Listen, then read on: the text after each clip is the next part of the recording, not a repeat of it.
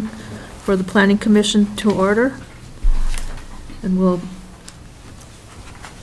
move to approve the agenda and the minutes for the June 12th. It says June 12th. We haven't had a meeting for 3 months, a couple months. So. Oh, okay. Okay. All right. We will approve the minutes for the June 12th meeting. Okay. Is there corrections, additions, changes? Motion to approve both as written. I'll second it. Any further discussion? All in favor? Aye. Opposed, same sign. Motion carries. Okay, we'll go on to the new business with the Bull LLC preliminary plat packet. Neva? Thank you, Madam Chair.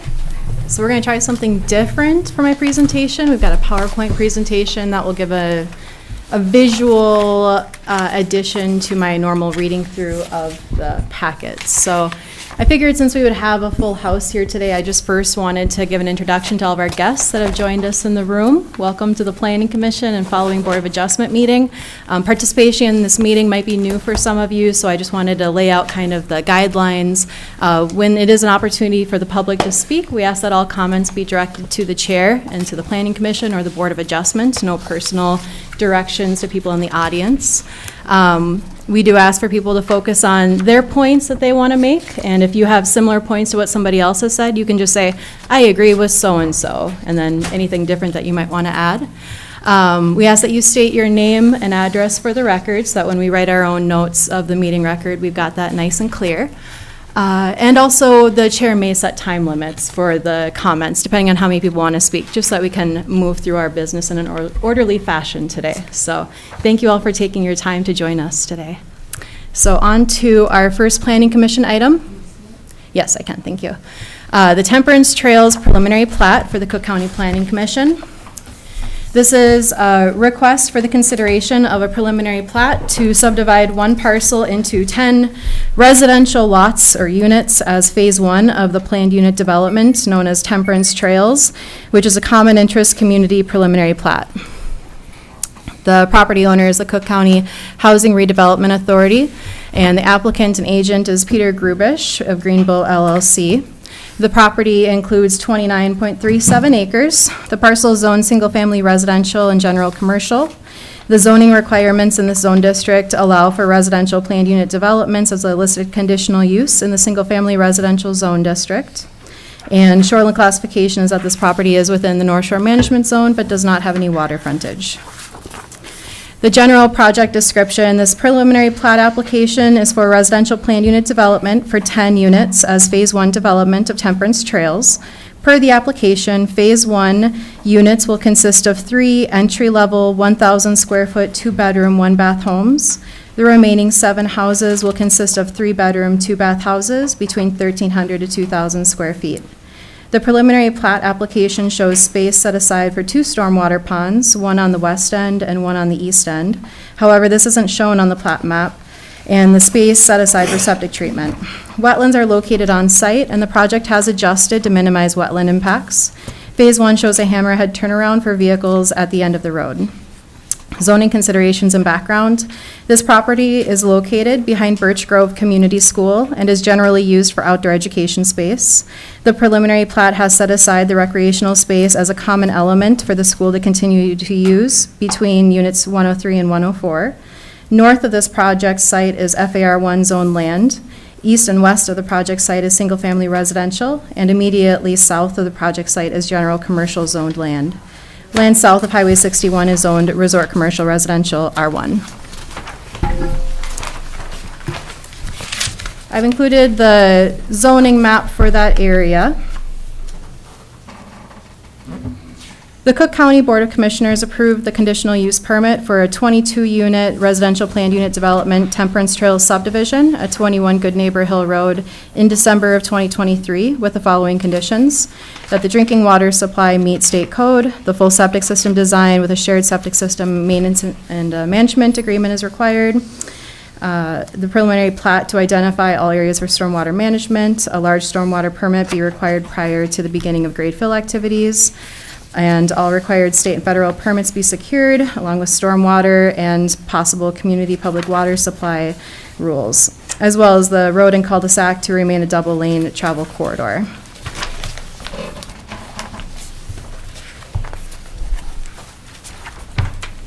For site conditions and considerations, as I mentioned, there's wetlands on the property. Mitch Travis, the Cook County Wetlands Specialist, has provided a technical review of the proposed wetland impacts with the enclosed memo. The plat map shows inaccurate wetland boundaries from the wetlands delineation. Their application has shifted the road south to minimize wetland impacts to comply with the State Wetland Conservation Act. The road will still require mitigation of wetland impacts for the approximate 1,850 square feet of impacts through an approved wetland replacement plan and the purchase of wetland credits. Additionally, it is noted that the Phase 2 cul-de-sac is problematic for wetland regulations and will likely to be relocated to the upland area. For septic, Mitchell Everson, the Cook County Environmental Health Specialist, has not received any septic information regarding this proposal. Without design and soils information, it is not possible to know if this is an adequate site to provide septic treatment. The septic treatment area planned to be set aside is immediately adjacent to the stormwater pond and hammerhead turnaround. Compatibility with a close proximity of these items should be reviewed and considered by specialists. The platted road is shown as a 66-foot wide road, and the plat shows, or roadway, I guess. The plat shows a 30-foot setback from the road right-of-way. The stormwater design plans indicate a sidewalk, however, it is unclear if a sidewalk is proposed or not.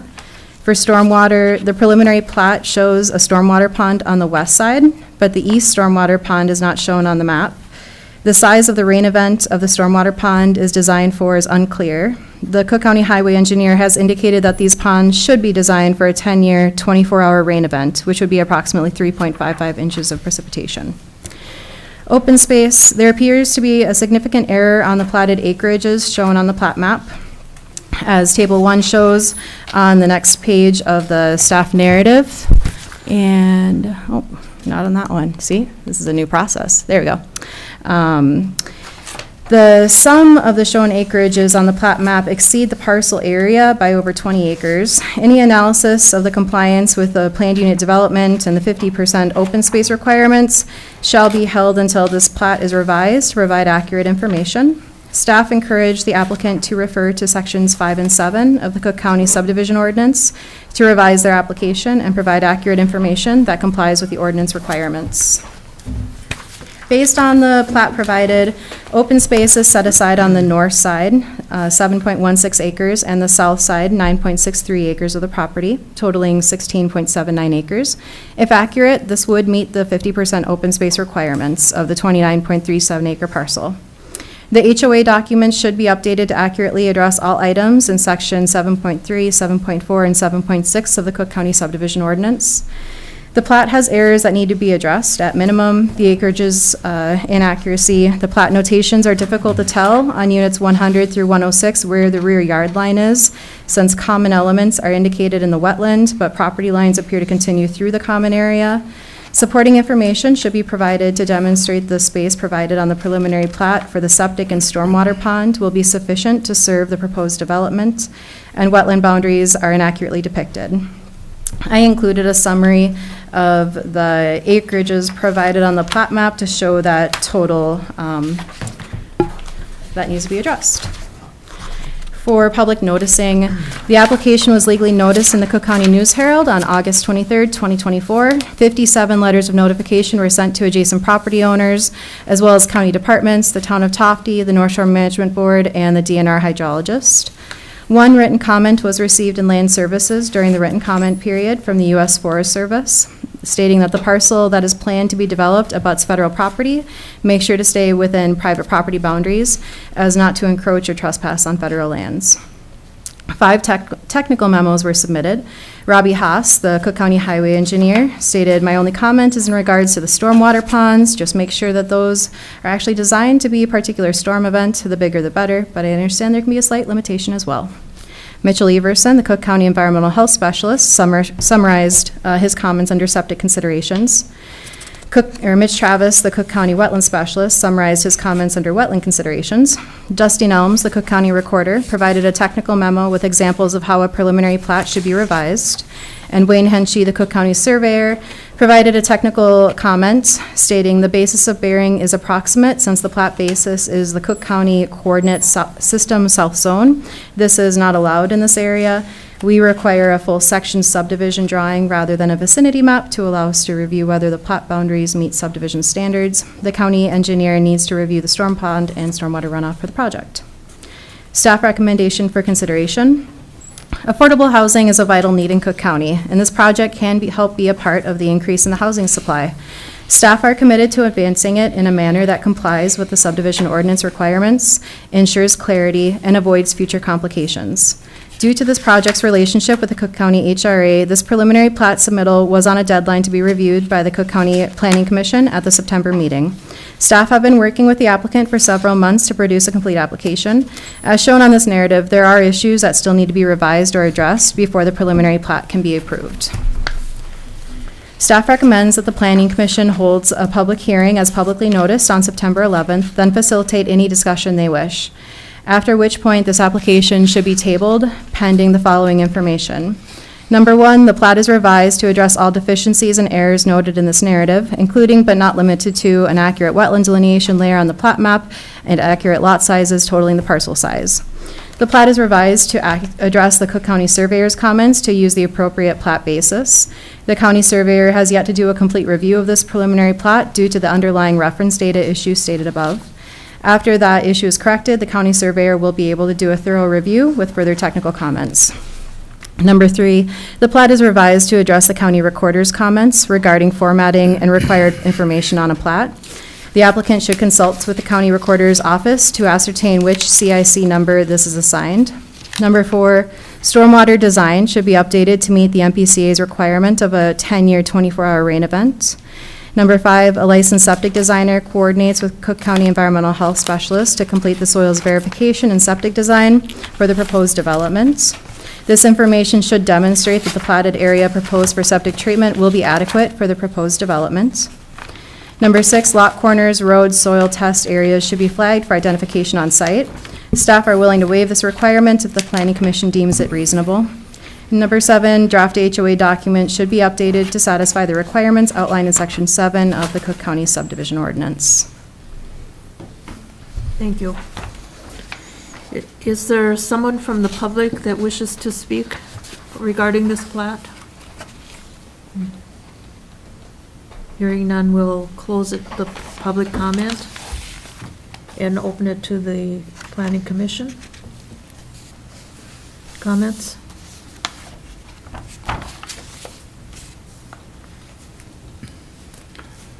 Well, I think that Neva has done a thorough job as usual, and I would just say that it needs to be complete, consistent, and without errors, as she has indicated in her recommendations. Okay. I guess the septic design is the one that is a pretty significant point to me, insofar as to ensure that they can come up with an adequate septic design that'll work for, a housing unit. I mean, it's basically a Yeah. small city solution. Right. I think this size of a project warrants a firm, engineering firm to probably do the design. Not sure. Excuse me, Madam Chair. Yes. We missed the part to provide an opportunity for the applicant to provide additional comments after the Okay. after I the guess I public. included that with the public. Sorry, yeah. Is there someone who wishes to represent the applicant? Not the applicant, but the property owner. Okay, Is that okay? sure, Okay. absolutely. I looked right at you. And you were going, no. I guess I'm public, technically I'm part of the public. Thank you, Chair and Commissioners. I just thought it'd be helpful to provide a little bit of context. Your name. Oh, I'm sorry. For the record. For the record, Jason Hale, Executive Director of the Cook County HRA, 425 West Highway 61, Suite B. So part of the reason that we're looking at this today is we knew there were these issues that, again, that Neva has thoroughly highlighted, and really, really appreciate her work on this, seriously. We knew that we had some of these things to wrap up and contend with, but we were also trying to adhere to the agreements of the HRA. So part of the reason it's before you is to ensure, one, that this project continued to move forward, which is a requirement of our agreement with the prospective builder, and also communicating with Neva and her office that there were these leftover items that we needed to solidify. But again, I just want to reiterate, we know that the builder needs to finish these items and address the things that she laid out. I don't think there's any issue, and Mr. Grubish is here, he can speak to that, but I think he's totally understanding that those things need to be checked. We were trying to adhere to a certain process to check the box so that we are in compliance with the agreement we have. So we expected this would come before you. You would say, well, yeah, there's a few more items that have to be taken care of. It'll be tabled, giving them a little more time to work with the county office to take care of those things and then come back before you for approval. So I just want to give you that, like, why is this in front of you if it's not ready to go? It's more on our end for process to make sure we're in compliance with the agreement we have so that we can continue to make progress on the project. And I'm happy to answer any questions you have about that. Thank you. You're welcome. Okay. Anyone else from the public wish to speak? Okay, now we'll go back to the Planning Commission. And I think the recommendation, and the explanation is pretty complete. Madam Chair, I guess my question would be to Neva, I have a whole bunch of questions, and maybe it's better to convey them to staff to work with the developer rather than take up all of our time today. Depends on the specificity. I got a lot of stormwater questions. Okay. Those type of Sorry. questions, we could probably After talk 30 more online if it's yeah, going to be After tabled. 30 years of reviewing plans like this, I had a lot of questions. There's a lot of discrepancies. But a couple of things maybe I'll throw out, Madam Chair, if Okay. I can, is one thing I was really concerned about is lot 108, 109, which originally on the preliminary, or the CUP, was one lot.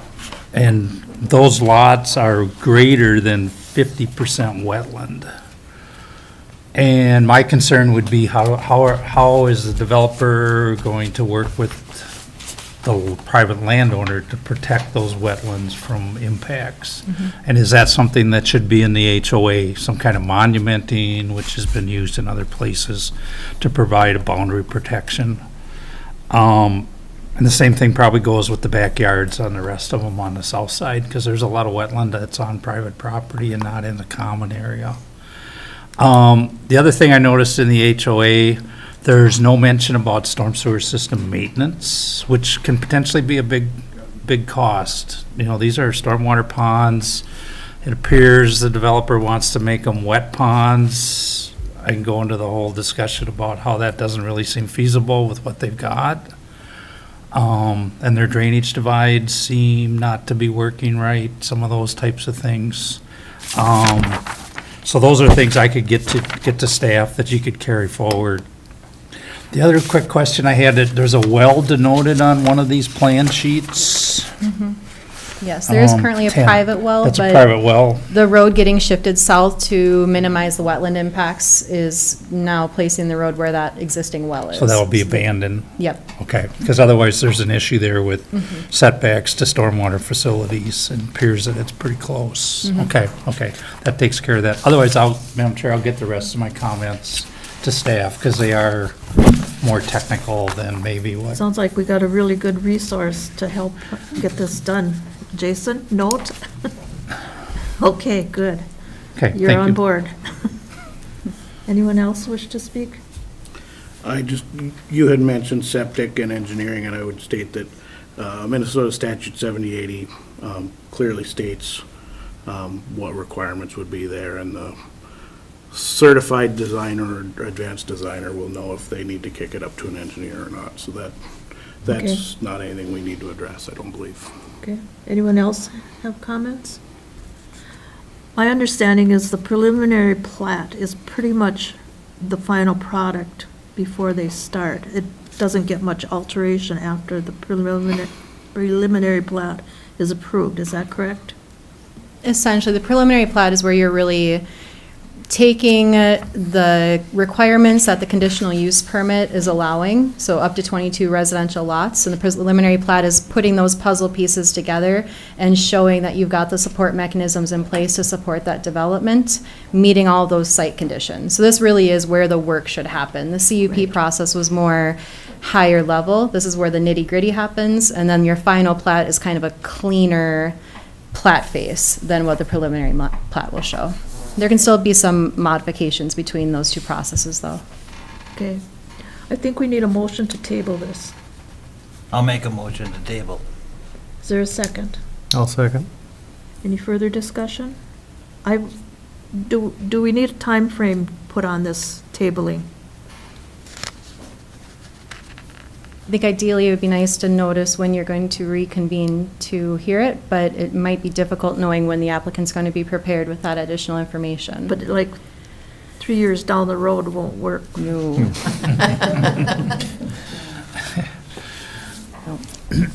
7 months? Jason? Chair, to speak that our agreement is that we have to have this buttoned up for the developer and closing the property by, well, I should rephrase.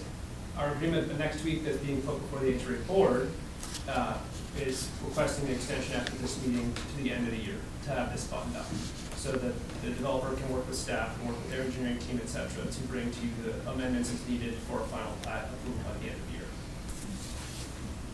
Final preliminary plat or final plat? Ideally, the final plat approval, but, That's pretty quick. well, sure. Hopefully, obviously, we can address those issues in the next couple of months. I will say, from the HRA agreement perspective, we can close after preliminary plat approval. So that, it would be nice for everybody if we could, have the thing buttoned up and approved before they continue. Okay. Would you care to add that? End of the year? Is that unrealistic, Chair, for the time of the board to meet before then? Well, we've got October, November, and December, 3 months of meetings. So to be heard on 1 month's agenda, I need a complete application by the first of the month prior. So to be heard on the December agenda, it would need to be submitted by November 1st. And I can't, that would just be on the Planning Commission agenda. I don't know how the county board action item agendas might be lining up in that December. Sometimes that last action item meeting of the year kind of gets a little wonky. So I can't foresee exactly what that timeline could look like at this point. So complete application by November 1st would be on the December agenda. I just don't know if it would get on the county board agenda in December. Well, times can be changed too. So do we wish to add that to the to the motion? What's that? That it needs to be done by the end of the year? Okay, we can. If that's acceptable with you guys, that's fine. Okay. Is there a second to the amendment to include the end of the year for a date? I'll second the amendment. Okay. Any further discussion? All in favor? Of the Aye. table? Anybody opposed? Motion carries. Thank you. Thank you. Okay. So that takes care of the Planning Commission. Madam Chair, I'll make a motion. I'd like to make a motion to adjourn. Okay. Is there a second? I'll second. For the All in planning favor? commission members, before you leave, and here, this makes me vote. There you go. All right, and Mike? This is for next month. But we're not starting at 5. All right, so this is for I think that's next month's is a different time. This is for the October meeting, planning commission. Just wanted to get these out before we forget. Okay. Can't worry about them getting out. Okay. We'll call the Board of Adjustment meeting to order. And ask for an approval of the agenda and the minutes for the August 14th meeting. I move to approve the agenda and the meeting minutes as drafted for approval. Is there a second? I'll second. Any discussion? All in favor? Aye. Okay, new business, a request for relief for Michael and Teresa Chimlick. Neva? Thank you, Madam Chair. This is a variance request from Michael and Teresa Kamelik for relief from the Cook County zoning ordinance to place a 34 by 94 accessory structure, which would include a laundry, garage, shop, and 3 employee housing units at a reduced road setback, 26 feet from center line, where a minimum of 50 feet is required, and within the bluff impact zone located at 1558 Crawford Road, and a request for relief from the Cook County zoning ordinance to place 3 22 by 32 rental cabins at a reduced road setback, 35 feet from center line, where a minimum of 50 feet is required, located at 1558 Crawford Road. The property includes 4.93 acres with approximately 511 feet of Lake Superior shoreline. The parcel is contained entirely within the Resort Commercial Residential Zone District. The zoning lot size requirements are in the zone district is newly created lots within the RCR zone must be 5 acres in size and 300 feet wide at the structure setback. And the property is within the shoreland area of Lake Superior.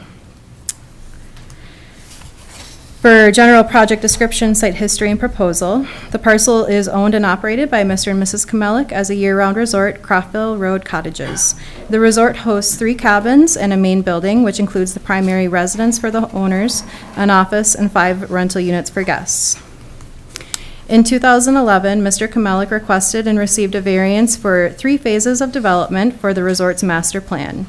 Phase 1 was for an in-office and residence, which was completed in 2018. Phase 2 was 3 lakeside cottages, which were not acted upon and unbuilt. And Phase 3 was for the laundry, garage, and shop, which was also unbuilt. During the 2011 public hearing process, 1 verbal comment was submitted in support of the variance request. The Cook County Board of Adjustment granted variances, quote, from the road setback and maximum height allowance to renovate and enhance a resort adjacent to Lake Superior. The variance request/approval included the following findings. In considering the request, the board recognized the deterioration of the house, the historic presence of the resort, and landscape constraints of the property. The variance was granted as requested with the following conditions. Number 1, all permitting requirements of Cook County must be adhered to prior to the initiation of construction. Number 2, all setbacks from structural and septic system components shall be verified and incorporated into subsequent permitting applications. Number 3, the septic system shall conform to state and county rules. The construction must not deviate from plans submitted as part of the variance request. Number 5, vegetation shall be retained within the vegetation setback area. Number 6, the gutter and catchment system shall be incorporated into new or existing construction or divert rainwater and snowmelt runoff away from the shoreline. I included photos in the staff report on page 25 of 92 of the Board of Adjustment packet.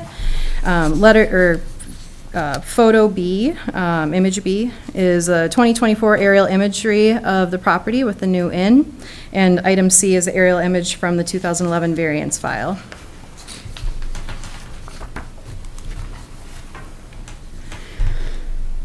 This 2024 variance proposal is to complete the master plan build-out of phases 2 and 3 with modifications to the phase 3 proposal as follows. Table 1 in the staff narrative has a comparison of the 2011 and 2024 phase 2 proposals. Phase 2 includes the 3 lakeside cottages, which is the same in 2011 and 2024, which would be 22 by 32 and 18 feet in height, and the setback request is 10 feet into the road setback total. As I stated, Phase 2 remains unchanged from the 2011 variance request. The 3 cabins would encroach 10 feet into the road setback. Refer to the next page of the staff narrative for excerpts of the 2011 and 2024 variance applications.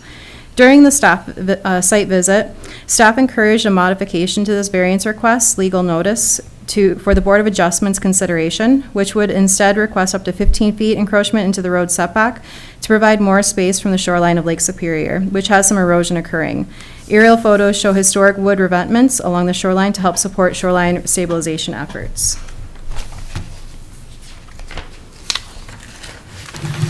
Proposed Phase 3. In 2011, Phase 3 was for a laundry, garage, and shop. It was 76 by 32 with a 29-foot height, and the setback request was 22 feet into the road setback. 2024 Phase 3, the current request is for laundry, garage, shop, a 28 by 22 meeting room, and 3 apartment units. It's a 94 by 34 building with a 34-foot height, and it would encroach 24 feet into the road setback. The applicant did mark on the ground where that structure is proposed to be, which I tried to annotate in the photo in the staff narrative. Phase 3 has been modified from the 2011 variance. The proposed structure has been increased in length, width, and height from the 2011 request. Additionally, the proposed structure has increased the use to add a portion of the second level as a meeting space and to finish the attic space into apartments for employees on the third level. The 34 by 94 dimensions without eaves, laundry, garage, shop, meeting room, and apartment building proposes to be placed 24 feet into the road setback. This feature would also slightly encroach into the bluff impact zone. The topographic feature does qualify as a bluff due to the slope and height over Lake Superior.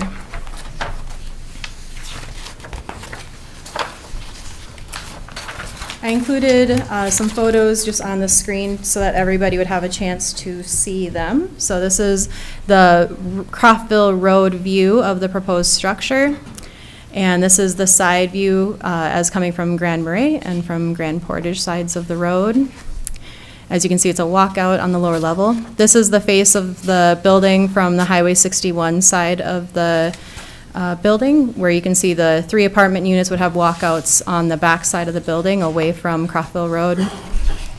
And the floor plans for the first floor, which I don't have incredible eyesight, so I cannot read that and summarize it for you here, but it's here in case we all want to go back to it and look at it later. So it is duly noted for conversations purposes that we've got that to look at.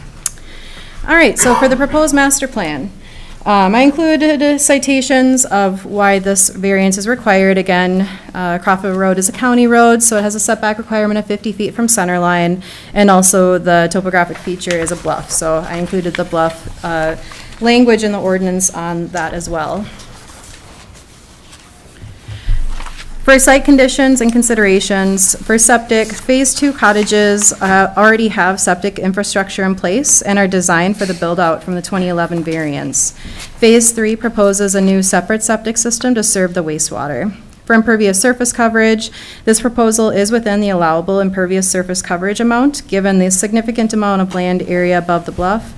However, the Phase 3 project will create over 3,300 square feet of impervious surface area by the 98 by 34 building alone with the eaves there in that dimension. There should be an evaluation as to how and where the water runoff will go so as to not create any unintended consequences with bluff stability, the road, and water flow to Lake Superior. Wetlands are not a consideration impacting this wetland or variance request. For slope, the bluff feature is present on the north side of Croftville Road. The Phase 3 proposed project would be built into the toe of the bluff at the proposed location within the bluff impact zone. The variance application has not provided information as to how bluff stability will be protected in the build site. For shoreline health, the Lake Superior shoreline does have some erosion occurring at this property, and I included a photo of that shoreline sort of in my staff narrative. Croftville Road. Croftville Road is County Road 87. It's a well-known, quote, walking road for pedestrian traffic due to the character of the area, which includes a mix of residential and resort uses and scenic views of Lake Superior. The posted speed limit is 30 miles per hour. No, when I drove it, I drove 15 miles per hour. You can't see Just- the 30 right now. Yeah, Oh. one of them's actually just blacked out. Okay, well, we'll get back to that Okay. later. I drove 15, just so everybody's clear. All right, this specific section of Croftville Road is a straight section of the road with good visibility in this very specific location. The zoning pattern along Croftville Road is single-family residential with resort commercial residential mixed in. Development along Croftville Road includes a mixture of small rustic cabins and larger single-family residential homes. There are several legal non-conforming structures along the road that predate zoning provisions. Staff identified 18 recorded variances along Croftville Road, ranging from as early as 1975 to as recently as 2023. Variances have been issued from road setbacks, property line setbacks, impervious surface coverage requirements, substandard lot requirements, and shoreline setback requirements, among others. Here is a zoning map from the Cook County zoning information that shows the zoning pattern. So that teal color is the single-family residential, And then the parcels that are pink are where you have the resort commercial residential zone districts. And so Crawford Road is kind of following along that section across that area. And then the yellow way up there is FAR 3. So just to reference the language in the zoning ordinance, resort commercial residential zone districts do have resorts as a permitted use. So it's a property right for use in that zone district. I think as a part of this discussion, what we'll all feel from this is the difficulty when we have these two different zone districts alternating along one road. You have people who have single-family residential homes, and then you have resorts. And so it's that mixture along Crawford Road that's kind of creating some of the difficulties with this. Also at the bottom of page 33 of the staff packets is I went through and tried to measure every structure that was within Crawford Road, and I couldn't actually make a map because there was so many. So every bubble in that is just for reference, a little scatter plot, if you will, of the encroachments on Crawford Road there, just to show that there's more than one. All right, public notice. As this is a public hearing process, the application was legally noticed in the Cook County News Herald on August 23rd, 2024. 35 letters of notification were sent to adjacent property owners within the quarter-mile standard search area, and I have that map there for anyone curious to see what that looked like, as well as county departments and the DNR hydrologist. During the written comment period, which closed the Wednesday prior to this meeting per Cook County zoning ordinance, I received 14 written comments from adjoining property owners and members of the public, as well as 4 technical memos to be reviewed before you. The first is Julie Anderson at 1390 Crawford Road, and these are all summaries. The full letters are enclosed in the packets. States that she feels the Phase 3 project would alter the essential character of the neighborhood due to the height and length of the building. States that she thinks Phase 2 would be less problematic due to the height, but they think it can be built without a variance meeting setbacks. States that the large property size would allow for conforming development. Beverly Balos and Mary Louise Fellows at 1388 Crawford Road describe the character of Crawford Road as a pastoral setting due to wildlife and recreational use, expresses that granting the request will change the character of the road due to the height and large size of the proposed structure in Phase 3, expresses concern regarding the creation of event space and transition of residential apartments on the 3rd floor to residential short-term rental. Peter and Carol Bennett of 1622 Crawford Road states concerns that Phase 3 would violate the essential character of the locality due to the large size and proximity of the road, expresses Crawford Road is used recreationally by people who do not live on Crawford Road, agrees with the Rouse comments regarding findings for the variance request, indicates that the existing in-house office building already stands out due to its height, and the addition of the large building across the road would be felt by road users. Concerns related to the addition of the commercial laundry with 3 septic systems on site and potential impact to Lake Superior water quality along the shoreline, and concerns related to the use of the larger structure on the 2nd level floor plan for the noted multi-purpose event room and wood shop, concerns related to the 3 apartment units on the 3rd floor. Anna Carade Barrett at 1614 Crawford Road, concerns related to Phase 3 due to large building dimensions near the road. Phase 2 would remove trees and increase traffic, indicates that Crawford Road has excellent birding and wildlife viewing and development. Proposal would negatively impact the viewshed and wildlife character of the area, hopes to a compromise can be found.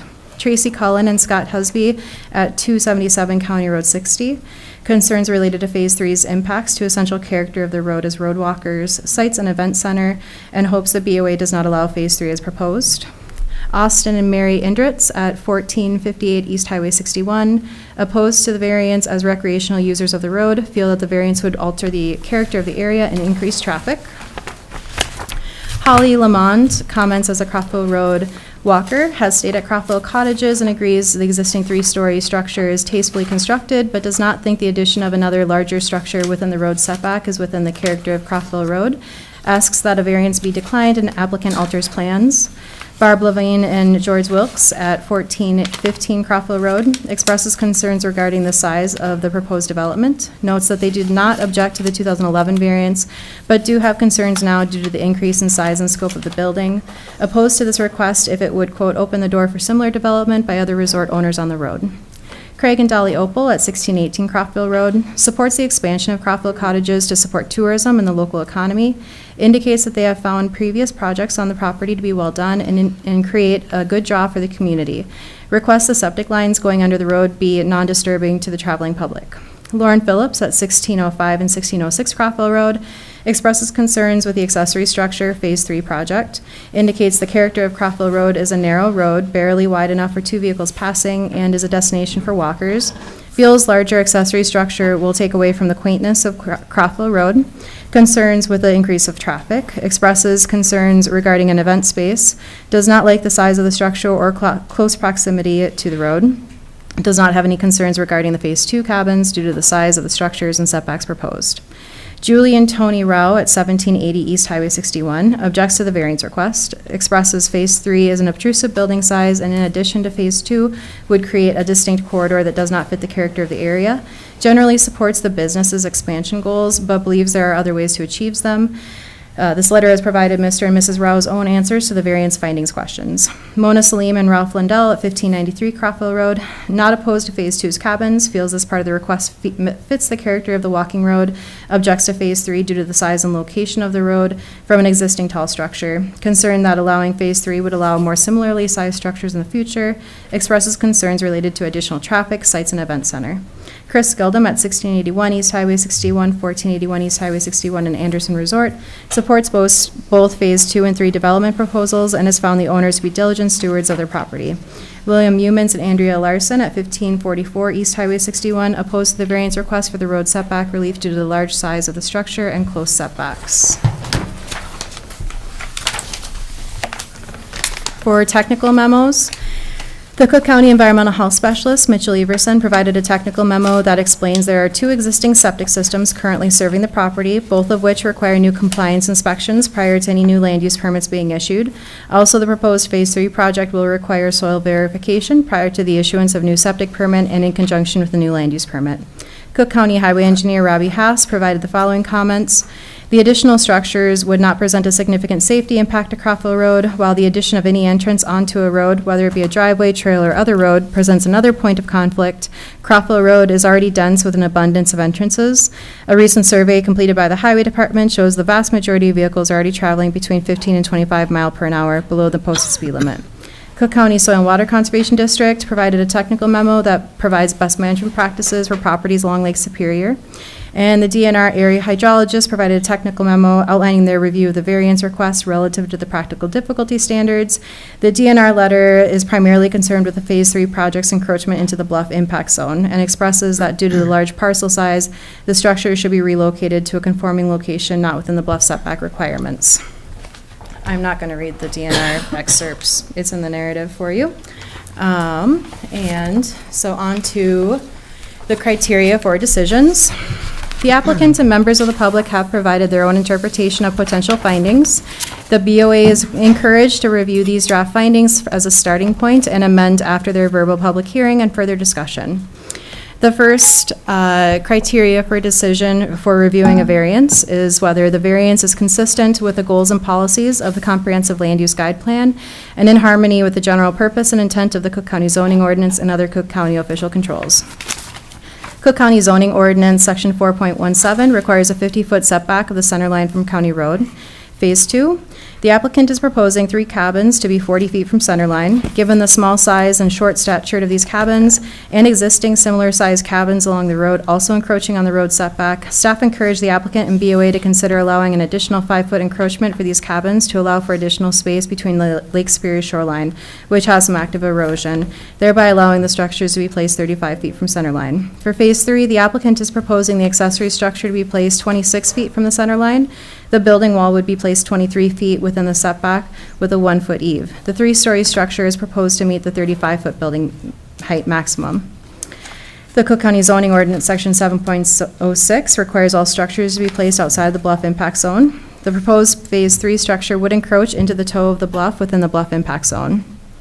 Cook County Land Use Guide Plan general land use goal is to have an inventory of land suitable and appropriately located for the anticipated types of land uses compatible with natural resources and proximity to existing infrastructure, and to protect non-compatible land uses from one another.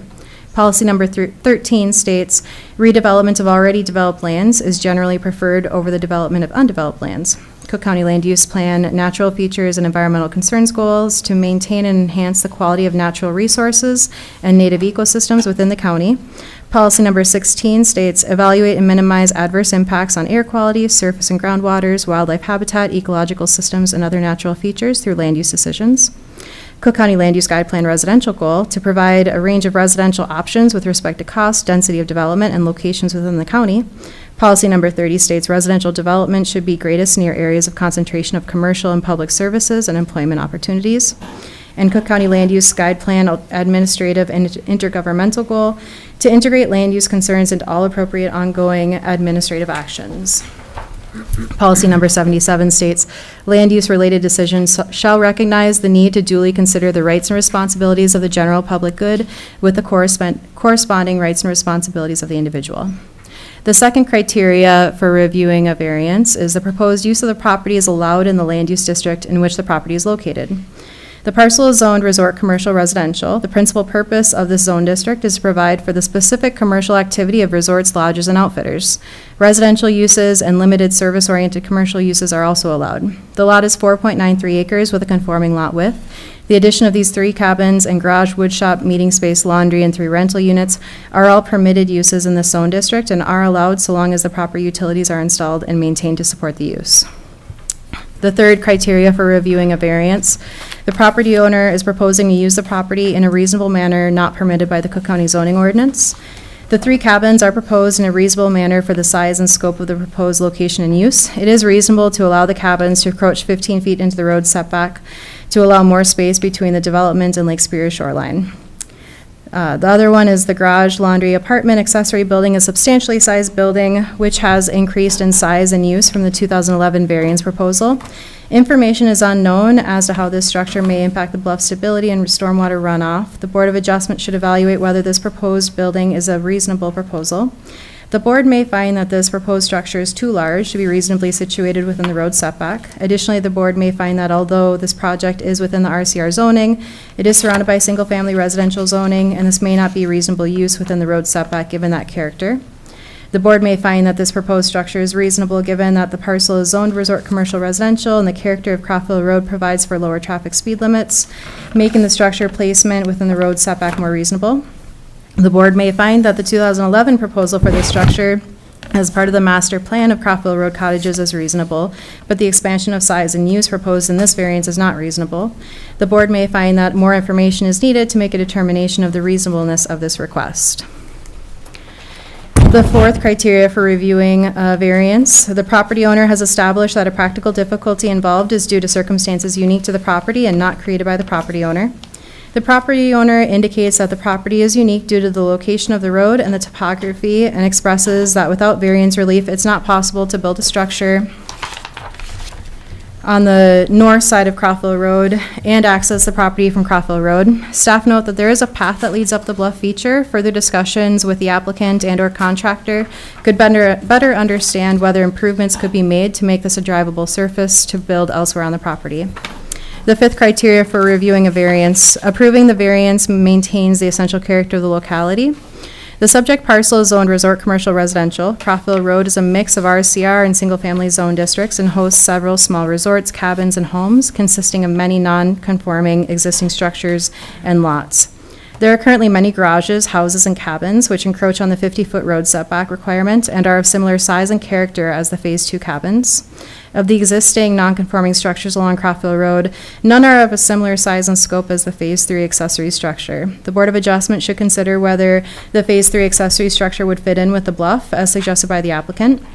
Several comment letters indicate that Phase 3 accessory structure would not fit with the character of the locality due to the large size of the structure, in addition to the existing presence of the main building across the road, which received a variance from height request in 2011. And the sixth criteria for reviewing a variance is the property owner has established that the practical difficulty involves more than economic considerations alone. Staff have not found that economic considerations alone are the reason for the variance request. Staff recommendation for consideration. As a resort commercial residentially zoned property, the applicant has the right to develop this property in conformity with the Cook County zoning ordinance with the location and use of the property. The applicant has provided a sort of alternatives analysis wherein they show that a tall, long, narrow structure could be placed in conformity with the zoning ordinance standards where Phase 2 is proposed. The applicant indicates that although this would meet the zoning requirements, it would not provide the best aesthetics to the road and traveling public, and therefore provided this variance alternative to be considered. In 2011, the Board of Adjustment supported this master plan for the resort development. However, the current variance request has increased the size and scope of the Phase 3 development, which has attracted more public comments as explained in this narrative. Some public comments are characterizing the accessory building as an event center, referring to the second-story floor plan, which shows a multi-purpose event room. Staff have understood this space is intended to be a meeting space for staff and guests, so the resort can provide a space for their guests to hold their own events. This is not understood to be a space that would draw in non-renting guests and therefore would not have an increase in traffic. Should the property owner choose to renovate this accessory structure in Phase 3 into an event center for non-guests, this would require a conditional use permit per the Cook County zoning ordinance, which lists conditional uses as follows, quote, private commercial recreational uses requiring specialized equipment, buildings, or other facilities. A conditional use permit is issued by the county board after a public hearing held by the Planning Commission. Some public comments express concern that the 3 units on the upper floor of Phase 3 may be transitioned from employee housing to short-term rental. If this variance is granted, the property owner would have the right to use those apartments for short-term rental in their zone district if that's what they chose to do. The Board of Adjustment cannot prohibit the use of any building that is otherwise permitted in the zone district through the placement of a condition, i.e., it would not be prudent to place a condition on Phase 3 development that prohibited short-term rental since this is an RCR zone property. When reviewing a variance request, it is often helpful to consider the reason for the setback requirements for which the relief is requested. Road setbacks are often created for the purpose of public safety, with higher speeds and traffic roads having larger structure setback requirements. Additionally, the impact of this variance on the character of the area to the public is another consideration, which has been stated in many comment letters. Given the complexity of this request, staff recommends that the Board of Adjustment consider this variance request relative to the review criteria separately between Phases 2 and 3. If approved, the following conditions may be considered or amended or attached to this variance request. Number 1, all permitting requirements of the Cook County must be adhered to prior to the initiation of construction. Number 2, all setbacks from structure and septic components shall be verified and incorporated into subsequent permitting applications. Number 3, the property shall conform to state and county septic rules. Note, Phase 2 septic compliance inspections for the 2 existing systems shall be required before the issuance of any land use permits, per Mitch Everson's memo, and Phase 3 development will require soil verification and septic permit prior to the issuance of the land use permit. Number 4, construction must not deviate from plans submitted as part of the variance approval. Number 5, Phase 2 vegetation shall be retained within the vegetation impact line area, setback area, and Phase 3 vegetation shall be retained within the bluff impact area. Number 7, a gutter or catchment system shall be included on all new structures to divert precipitation and snowmelt runoff away from the shoreline, slopes, and into vegetated drainage area. Number 8, Phase 2, no component of the proposed construction of the 3 cabins may be closer than 35 feet from the center line of Crawford Road. And Phase 3, under number 9, no components of the proposed construction of the accessory building may be closer than 26 feet from the center line of Crawford Road. That's mostly it for my staff narrative. I did just want to make a note that in my 8 years of processing variances and conditional use permits, I have not had such a complete application come forward with such complete floor plans and being prepared by the applicant in advance. So there are some public comments that indicate that there's something trying to be like slid through in this application. And I just want to state from a staff's perspective that this applicant has been really straightforward in this request. There is no event center part of this. So I want to avoid that part of the discussion, that's a meeting space for guests. I'll leave it to the applicant to further explain that. And also, I'm happy to answer any questions you have. I wanted to thank everybody for being so patient while I went through all that information. So thank you so much. All right, Madam Chair. Thank you. Is the owner here to represent? Would you like to speak over to the microphone and state your name and address, please?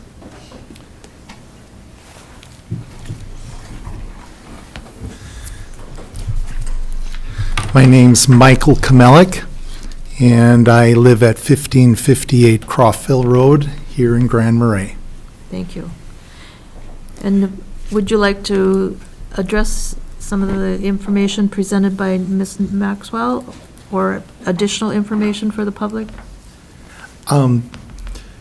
The application that I set out is very detailed, and so I don't think there's a need to repeat all those details.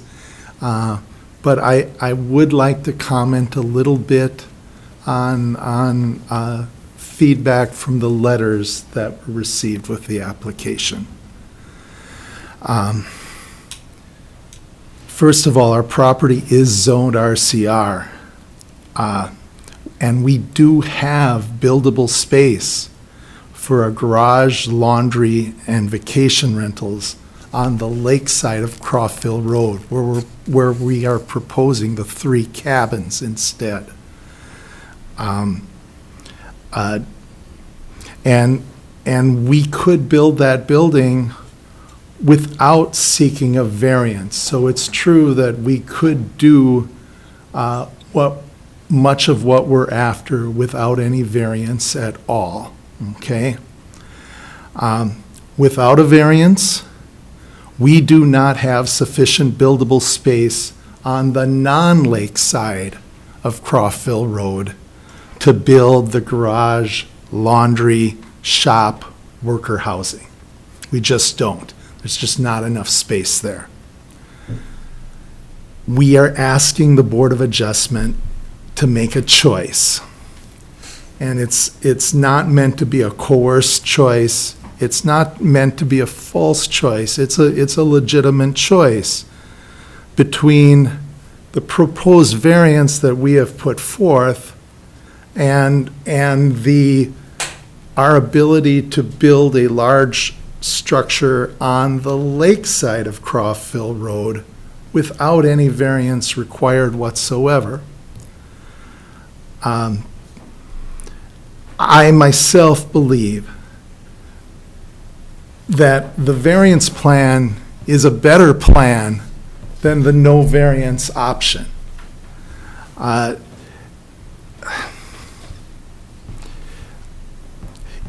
think it does a better job at complying with the Cook County Comprehensive Land Use Guiding Principles. And as a result of that, it just simply does a better job than the no variance option which we have available to us. Does that mean that the variance plan is, does that mean the variance proposal is perfectly fits the Cook County CLUP guiding principles? And of course not. And is the garage building larger than the other structures on Crawford Road? Yes, it is, but it is on the non-lake side of Crawford Road, and it is not as large as a building we could place without any variance on the lake side of Crawford Road.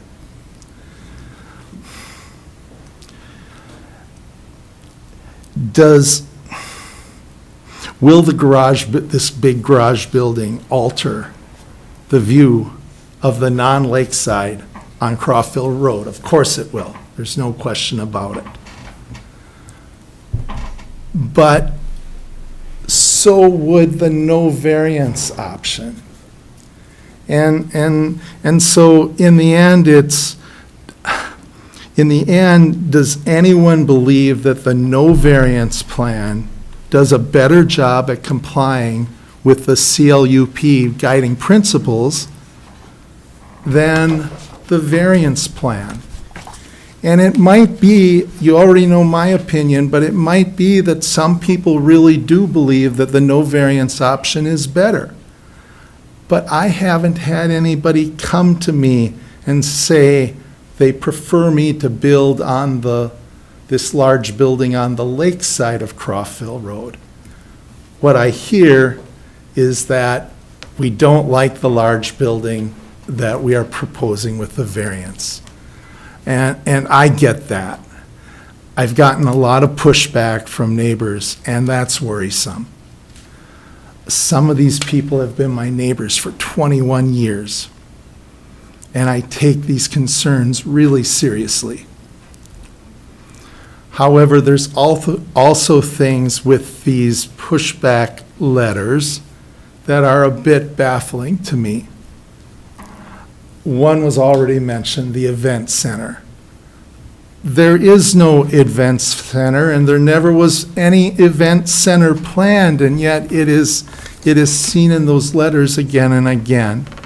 We do have a room that we labeled on the plans, multi-purpose event room, and that's for our resort guests.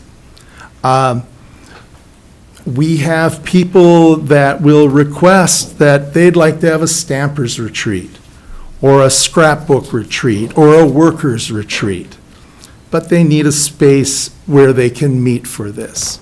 It's never intended to be that this is a rental space for groups to come in. It is a space for our guests to use that are at our resort. There's also a lot of disbelief in the letters that I would want to have a wood shop. And yet I've been involved with carpentry at our resort for 21 years, and I've dealt with a canvas shed and leaky things, and I love carpentry. I've loved carpentry ever since my grandfather introduced it to me when I was 14, and I really want a wood shop. There's no ulterior reason of why I want that space, other than I would like to have a wood shop. So those are the concerns I have. The other concern is that of all the letters, I don't see anybody comparing the no variance plan with the variance plan. And I understand that the variance plan, they don't like the big building, but there'd be a large building involved with the no variance plan too, and it would be on the lakeside. Thank you. And we'll have you step aside, and I'm going to ask, I see a lot of faces that probably want to speak, so we're going to limit it to about 5 minutes each, and try not to repeat. If you agree with somebody, just add your agreement. And I'd have you come forward, sit in the chair, state your name and your address, please. And you've got your hand up, so you get to go first. Diana, can you take off the thing and put it on the live stream again? My name is Carolyn Schmidt. We live at 1633 Croftville Road, and Marlon and I do. And we have looked at the letters ourselves, and we've looked at the plans, and we talked this over with Mike. And one of the realities of living on Croftville Road is we realized we were on a road that was grown like topsy. It has no plan to it at all. And so I think every one of us has some kind of a variance on our property. I'd be surprised if everybody doesn't. I think the proposal, the most concern that we have about the proposal is the rainwater runoff, or I would say the meltwater runoff, which sometimes runs into the back of our garage and such. We're on the non-lake side. And I'm sure that will be addressed in time. But I overall support this. Obviously, the cabins are terrific. My concern was the height of the building. And when we were standing there talking with Mike and we're looking at all of this, it started to make a lot of sense to me. But the most important thing for this board to be aware of is all my neighbors behind me it's a wonderful, friendly road. And I really don't want this to make this into a thing that's going to bring contention to our road. And I know you're not tasked with that. I think that if you could push the highway department to put a 25 mile an hour thing on, we would all be behind this, because that's, that, we all talk up and down the road, and that's probably brought as much heat as anything else, putting up those 30 mile an hour signs. So I want to support Mike and Teresa. They've been terrific neighbors. Their cabins are wonderful. We know because our daughter that lives in Singapore has come and stayed in the cabins. And so they're wonderful inn hosts and wonderful property maintenance. They've built some wonderful little trails up into the woods there that wouldn't have been there before. And I think they were thinking through this very carefully. Thank you. And I can tell by the flavor, everyone is wanting peace and resolve. Yep. Thank you.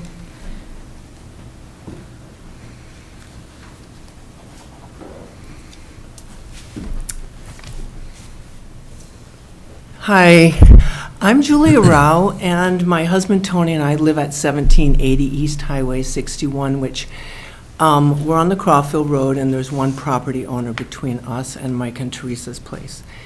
And I've known Mike and Teresa for a long time, and I don't want to be here complaining. Their resort is really good. They're very meticulous, very well taken care of, and I highly respect them and their work and their family. But I really have to object to this, because it's not really about me, it's not about them, it's about everyone. It's about all of Cook County who walks there now and in the future. It's about being good stewards of our land, and I just don't see putting a 94-foot long, 3-story building 26 feet from the center line is good stewardship of our land. Now, I want to make it clear, we did send a letter, and I'm not going to repeat that, but we did say all the reasons that the variance shouldn't be granted. Mainly, it doesn't qualify and it won't fit. But I want to make it clear that we don't really have any objections to the 3 cabins.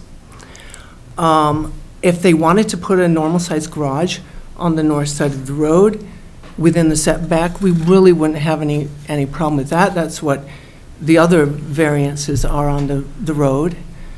If they wanted to put some of these buildings, and Mike didn't throw this in as an option, but they have 4.93 acres, and it goes all the way to Highway 61. And there's entrance from Highway 61, and there's a potential road going up from the Crawfield. So there's a way to use that property up there, and he doesn't mention that in his presentation as an option. But I would like to know, is there an option of putting any of that use up on the highway side? If they came to, we got a letter notifying us of that, I don't think we'd object, even if they wanted to go within the 130-foot setback from Highway 61.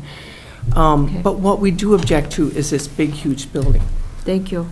The other thing that I want to clarify, in my letter, I referred to this building as being as large as the Gunflint Tavern and the Mayhew combined, 10 feet longer than that, and the same height. I was telling a friend of mine this was a concern, and he says to me, Julia, that's an exaggeration. That can't be. But it's not. I want to clarify. I measured it. It is not an exaggeration. So the administrator puts four choices forward. One of those is, grant and deny. We really urge you, if you would please consider denying. But one of the options is to allow it as it was allowed in 2011. But, I don't really think that that's on the table. That expired 10 years ago, that variance. At the time when they were building their house, they needed a house. They had water coming in through the bedrooms. They needed it. People weren't objecting. And I think it was widely understood that this was way out in the future, as it is 13 years later. Now is the time to object to that. And I want you to know, I want to be on record that we do object to the 2011 proposal as well. So thank you for your time. Thank you. Anyone else wish to speak? Okay, I see. And we're going to keep it to 5 minutes or less. 3. Good. My name's Peter Bennett. My wife Carol and I are full-year residents on Crawford Road at 1622. Our letter opposing the variance request is posted in the package. I have 3 points to add to our letter, and I think this is 3 minutes. First point, the Chemelics have posed here a false dilemma or so-called sucker's choice. That means if we are denied A, we will be forced to do B, and B is pitched as being much worse, almost as a threat when I read it. I'm not fooled by that logic, and frankly, I was a bit insulted. I trust the board also is not fooled by that logic. We just heard almost 10 minutes describing nobody in the room has said, yes, you need to build option B, the sucker's choice. That's by design. The Chemelics have many alternatives for an unobtrusive build-out on their 5-acre lot, as Julia just described. For example, build 3 new cottages on the lakeside. Yes, please. There is universal praise for the existing 3, and do some more. That is literally the character of the road. For the garage and laundry, make a single-story building that actually is tucked into the hillside, as they describe it, not 23 feet into the setback. And please bump the added septic up to Highway 61, not onto a mound next to the road. Leave the wood shop outside where it belongs, maybe up the hill as drawn in 2011. Build affordable worker housing, also up on the hillside. Affordable housing. The concept of worker housing is admirable, and it certainly is part of the solution for this locale, badly needed. But don't pitch it to me or this committee as a ruse for 3,000 square feet of premium third-floor apartments destined for vacation rental. Second point, they described this variance as a simple renewal of the variance of 2011, blah, blah. I don't actually need to go with that one. Third point, they described the 50-foot road setback as non-existent, as evidenced by 53 existing structures that violated, 18 by your count, as I recall your narrative. The implication is one more building would hardly be noticed. In reality, as we know, no other structure on the road is so imposing as the existing building on the south, much less the proposed twin tower on the north. This casual dismissal of the rules exposes a troubling posture for this proposal. In summary, if this variance is granted, one can only imagine the road in 20 years from now when other owners, resident or not, plus commercial developers will invest millions of dollars to build similar structures all along the road. We beseech the board to firmly draw the line now and prevent that from happening. Thank you. Thank you. Next.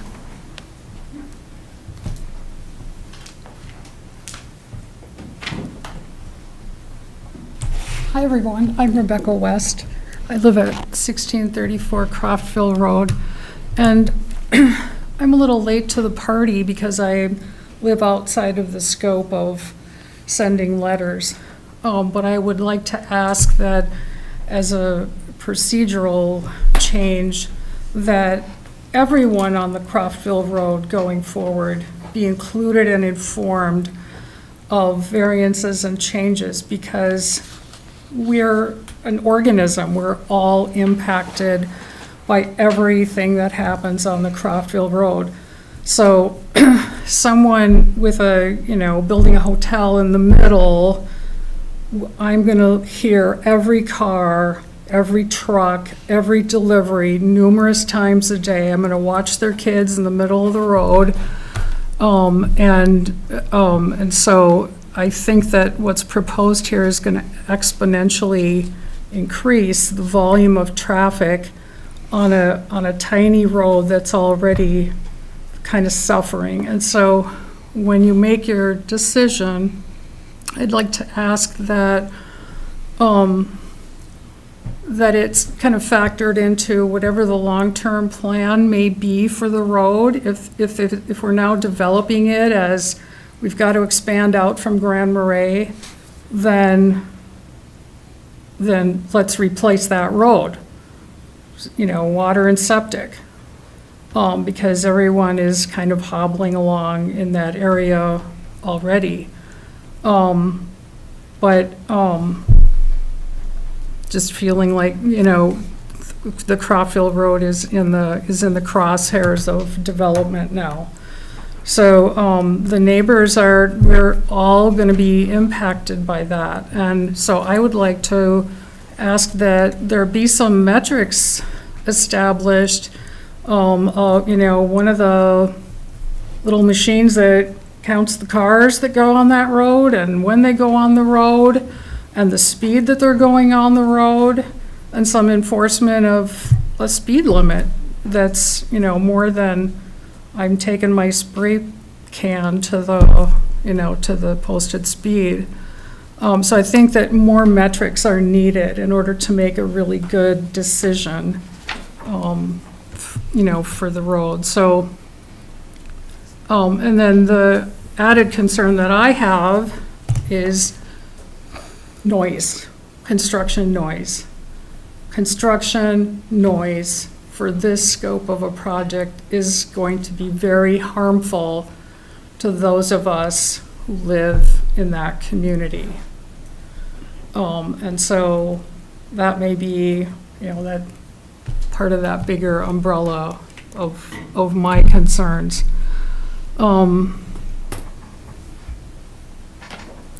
As a compromise, I guess I would suggest that the plan be altered so that there's, an entrance and parking for the large building onto Highway 61. That seems like the logical thing to do. But, I think that saying it's a conference room or meeting place or whatever is kind of code for somebody wants to have their daughter's wedding there. The scrapbookers come and they're bringing wine, and now we have people over drinking on the Crawford Road. Okay, I think there's some other concerns. I So think we get the flavor. I probably hit 5 minutes. I appreciate your comments, and we'll take them into consideration. Thank Okay. you. Next person.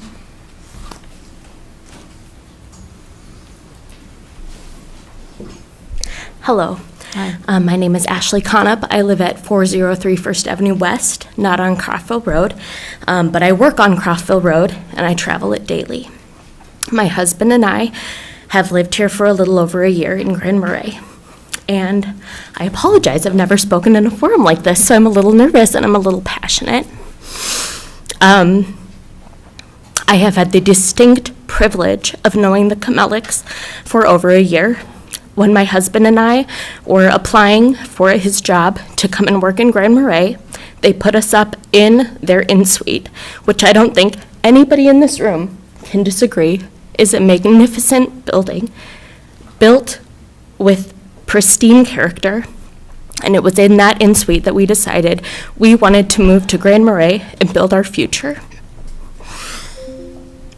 After being here for a year, I know that tourism is imperative to Grand Marais, and tourism drives this economy.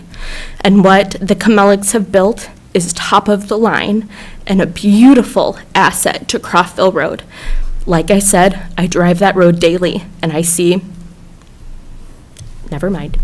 I have had several conversations with Mike and Teresa, and they are as honest and kind as they are presenting. There is not an event center like people are proposing.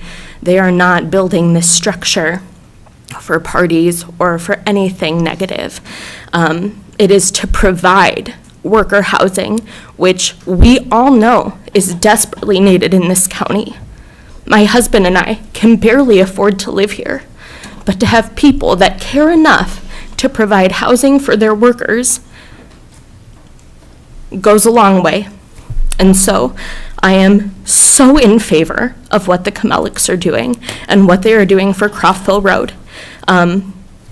Again, you've seen pictures of their property. Whatever they will build will not be an eyesore, will not be a detriment, but will be an asset to this community. And so I truly, truly implore you to take that into consideration. Not all of us who live here can afford to live on Crawford Road, but what they are doing is absolutely incredible. Thank you very much. Does anyone else wish to speak?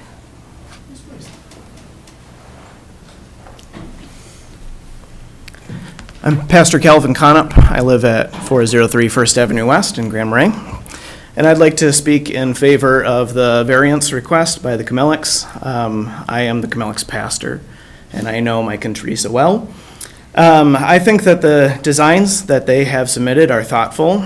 I think that for ease of business, for success of business, to meet the needs that they have, the building plans are immaculate and will serve the purpose that they are stated to serve.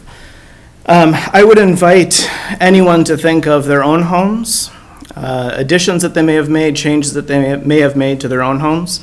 I invite anyone to think of their neighbors' homes and the changes that their neighbors have made. I invite anyone to think of the noise that construction has, the traffic that construction demands.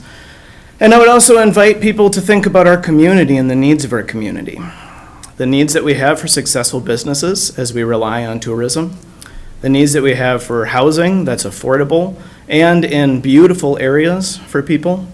And I invite people to think about the things that they dream of doing and the support that they need to accomplish those dreams. So I speak very much in favor of the Camelics and their proposal, and I would encourage you to approve the variance request. Thank you. Thank you very much. Anyone else wish to speak?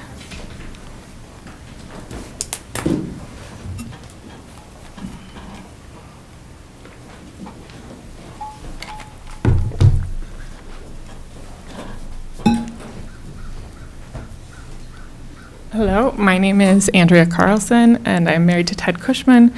And we own the properties, and we live at 1575, and we own the property of 1579 on Crawfordville Road. We share a property line with the property at 1558 Crawfordville Road, which is currently under review for easement. I got my letter in too late. That's why it wasn't part of the packet. I would like to apologize for that. We strongly oppose the proposed easements for the following reasons: safety and environmental concerns.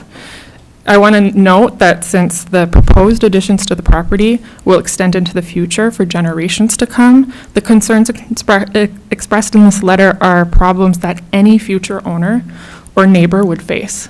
So it's not personal. The winter before last, Cook County received a records amount of snowfall, and the county had a hard time keeping up with snowbanks at Crawfordville cottages. I also want to quickly add context. The cottages on Crawfordville, the 3 that are existent, my great-grandmother built. So I've known this property my whole life. I have a lot of commitment to Crawfordville Road. For several days, the road was compromised by a snow pile that occupied half of the road in front of the house. The county's plows had to plow around the obstruction. The proposed additional driveways would exacerbate this problem by further limiting space for snow removal on the immediate opposite side of the road and displacing more snow from the roof of the structure. If you look at the large building for the large garage, that is all parking in front. Where does that snow go?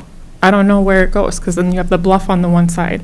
I encourage everyone to drive down to the space and imagine 12 inches of snow one day, 12 inches of snow the next.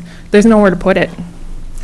The main house on the property was built with an easement from the county, from the center line of Crawfordville Road. Building another large building directly across from the main house means Cook County will never be able to widen Crawfordville Road. We won't get a 2-lane road ever there. I know people in this room probably don't want it to be larger, but for safety reasons and to support a 30-mile-per-hour speed limit as is currently on that road, it really shouldn't be a single lane. But you can't do that if you hem in the road. You've made a corridor and a constriction. Guests staying at the Crawfordville cabins have backed into oncoming traffic and pedestrians on Crawfordville Road, including myself. Crawfordville Road has a blind curve at our property at 1575 Crawfordville Road. The new proposed driveways on that side, the 3 smaller cabins, will have less visibility as they are closer to the bend in the road at my property. The proposed additional added driveways may add an upwards of 6+ additional cars to the property that already houses 7+ cars. I counted yesterday, there was 12. This will add more traffic for pedestrians to the road that is already compromised by blind curves and a single lane. Environmental, those are all safety Environmental. The proposed easements give near acreage to septic mounds and holding tanks. Septic mounds on and around Croftville are placed on bedrock, and over the decades of use, they may be environmentally harmful. If these proposed septic systems should fail, it'll impact the quality of water on my property at 1575 Croftville Road, as well as impact the locations where we can drill a well or plumb our own septic systems. And just to be clear, if every house on Croftville Road was to develop as far out to the shoulders as is proposed in this, if every property did this, Croftville wouldn't be Croftville. We have to maintain the trees and the views on our property to have a point of interest. Removing many of the trees for the proposed building sites on the south side of Croftville may impact shore erosion. Thank you. Thank you. Does anyone else wish to speak?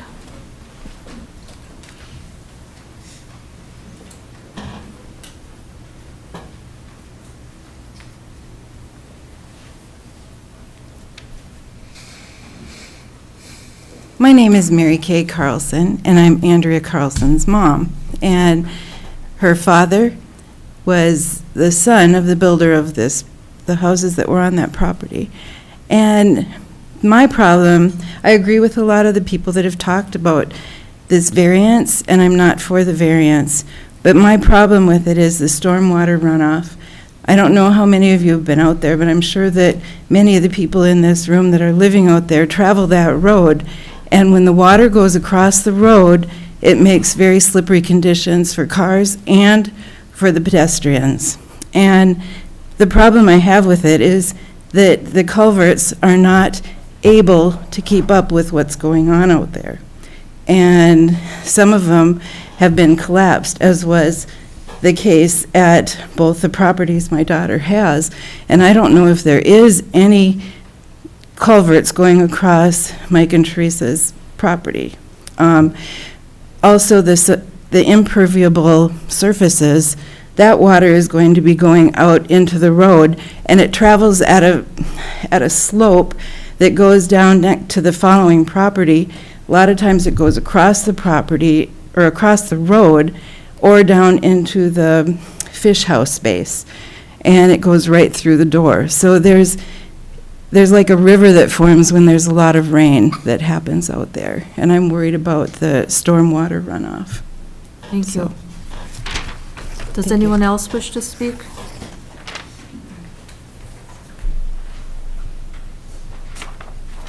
Hi. I'm Carol Bennett, and I live at 1622 Croftville Road. We built our property with no variances. We respected all of the setbacks from the road and from the lake. I do want to say this is a democracy, and I really respect this whole procedure because Mike and Teresa get to request something they want, and the community gets to respond. We are neighbors. We are good neighbors. We get together with our neighbors, and I hope that continues. Personally, whatever you decide, I'm still going to respect Mike and Teresa, and I might not like the building, but I will respect them. I want to say this isn't about character, though, or how pretty things are. This is about, there is a rule on the books that buildings should be set back from the center line by 50 feet. And I really would urge you to respect that, that ordinance that you have, or somebody has written as a law or a rule, because it protects all of us. And I like to walk on the road, and I really don't look forward to walking between towers, two really high buildings. Thank you. So, thank you. And I also want to say one of the things that bothered us was that in the variance request, it was written as a garage, laundry workshop, and employee housing in the attic, but it made no mention of the whole second floor. And that it raised concerns that this event space was going to be used for something else. I trust the Chmeleks. I don't think they're going to have weddings and things there. But what's to prohibit a future owner from doing that if they sell? So I think it's something to think about. Thank you. Thank you so much. Next person, please.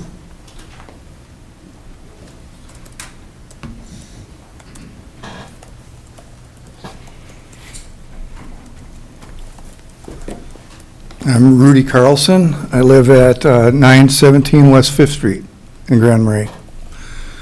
My concern is mostly about aesthetics. I'm envisioning seeing the large building to the south and another large building to the north, and that kind of bottleneck pinching idea to me is problematical. It just seems like we'd be walking down a canyon, especially when we're pushing those limits inside. And I think the road's beautiful. Lived there most of my life. And I'm sure Mike will do a good job of building the thing, but I'm concerned about it being so close to make it look just like like I said, a canyon or a bottleneck right there. Cars coming in and out, I think it might be an issue. But Thank you. So, aesthetics. Okay. Next, please. Oops.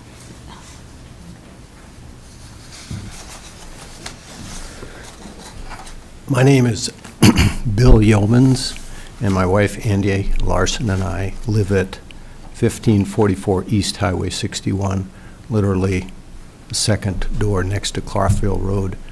I'm probably on that road by driving or walking 5 times a week. And my request is that you deny this variance. Clarkville Road has got mom and pop resorts and small homes, and it was all done prior to zoning laws in general. Now we have zoning laws, and they should be followed. If there's a variance, a few feet, fine. But this variance request is way outside normal that I think should be granted. It's excessive. There are alternatives, and I agree with Peter Bennett and with Julie Rao. There are alternatives that can be done, scaling down the project, taking some of that space up higher up on the bluff. So I think the key thing I want to say is let's stick with the rules. If we're going to have a small variance change, fine, but this is excessive. Thank you. you. Next person, please.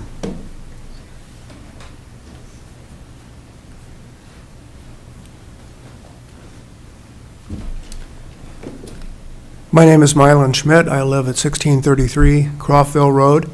I am really torn about this, but one of the things that I look at, trying to look at what the alternatives are, and what concerns me even more than the tower would be a motel-size style building, which would be actually 40 feet longer, as I read the plans, than the proposed large building across the road, and would be 2 stories high, which I think would have a greater impact on the character of the road than the proposed variance version. And I think that if anything changes the character of the road, to have sort of motel-style buildings beginning to crop up along the corridor would be, to my mind, a greater impact than the proposed variance. So I would speak in favor of granting the variance. Thank you. Does anyone else wish to speak? I know what you're thinking. I was 1 minute. 1 minute. You were short the last time, so we'll cut it to 1 minute. I'm not Peter. I am Peter Bennett, but I'm reading excerpts of a letter from Dick Gilliard, who did not receive, he was outside the quarter-mile limit, and he does not carefully read the Cook County North Herald. So he did not know this was even happening. Most of you know Dick. He's a 40-year resident on the road and a 50-year career architect with experience handling commercial and residential spaces. He is opposed to this large proposed structure like many other people in the room here. I don't even need to go into that, only to say he suggests several alternatives. As I also said, again, the sucker's choice. Please don't get pushed into that. I believe that Dick's opinion has more gravitas because of his career. It's more than I like to rock the road. He's designed spaces his entire career and says this is way out of place. Thank you. Okay. Anyone else wish to speak?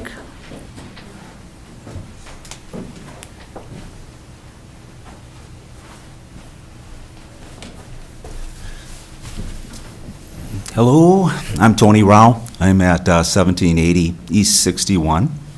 And the main thing that I would like to say is that I think you should really pay good attention to what the DNR had to say about this project.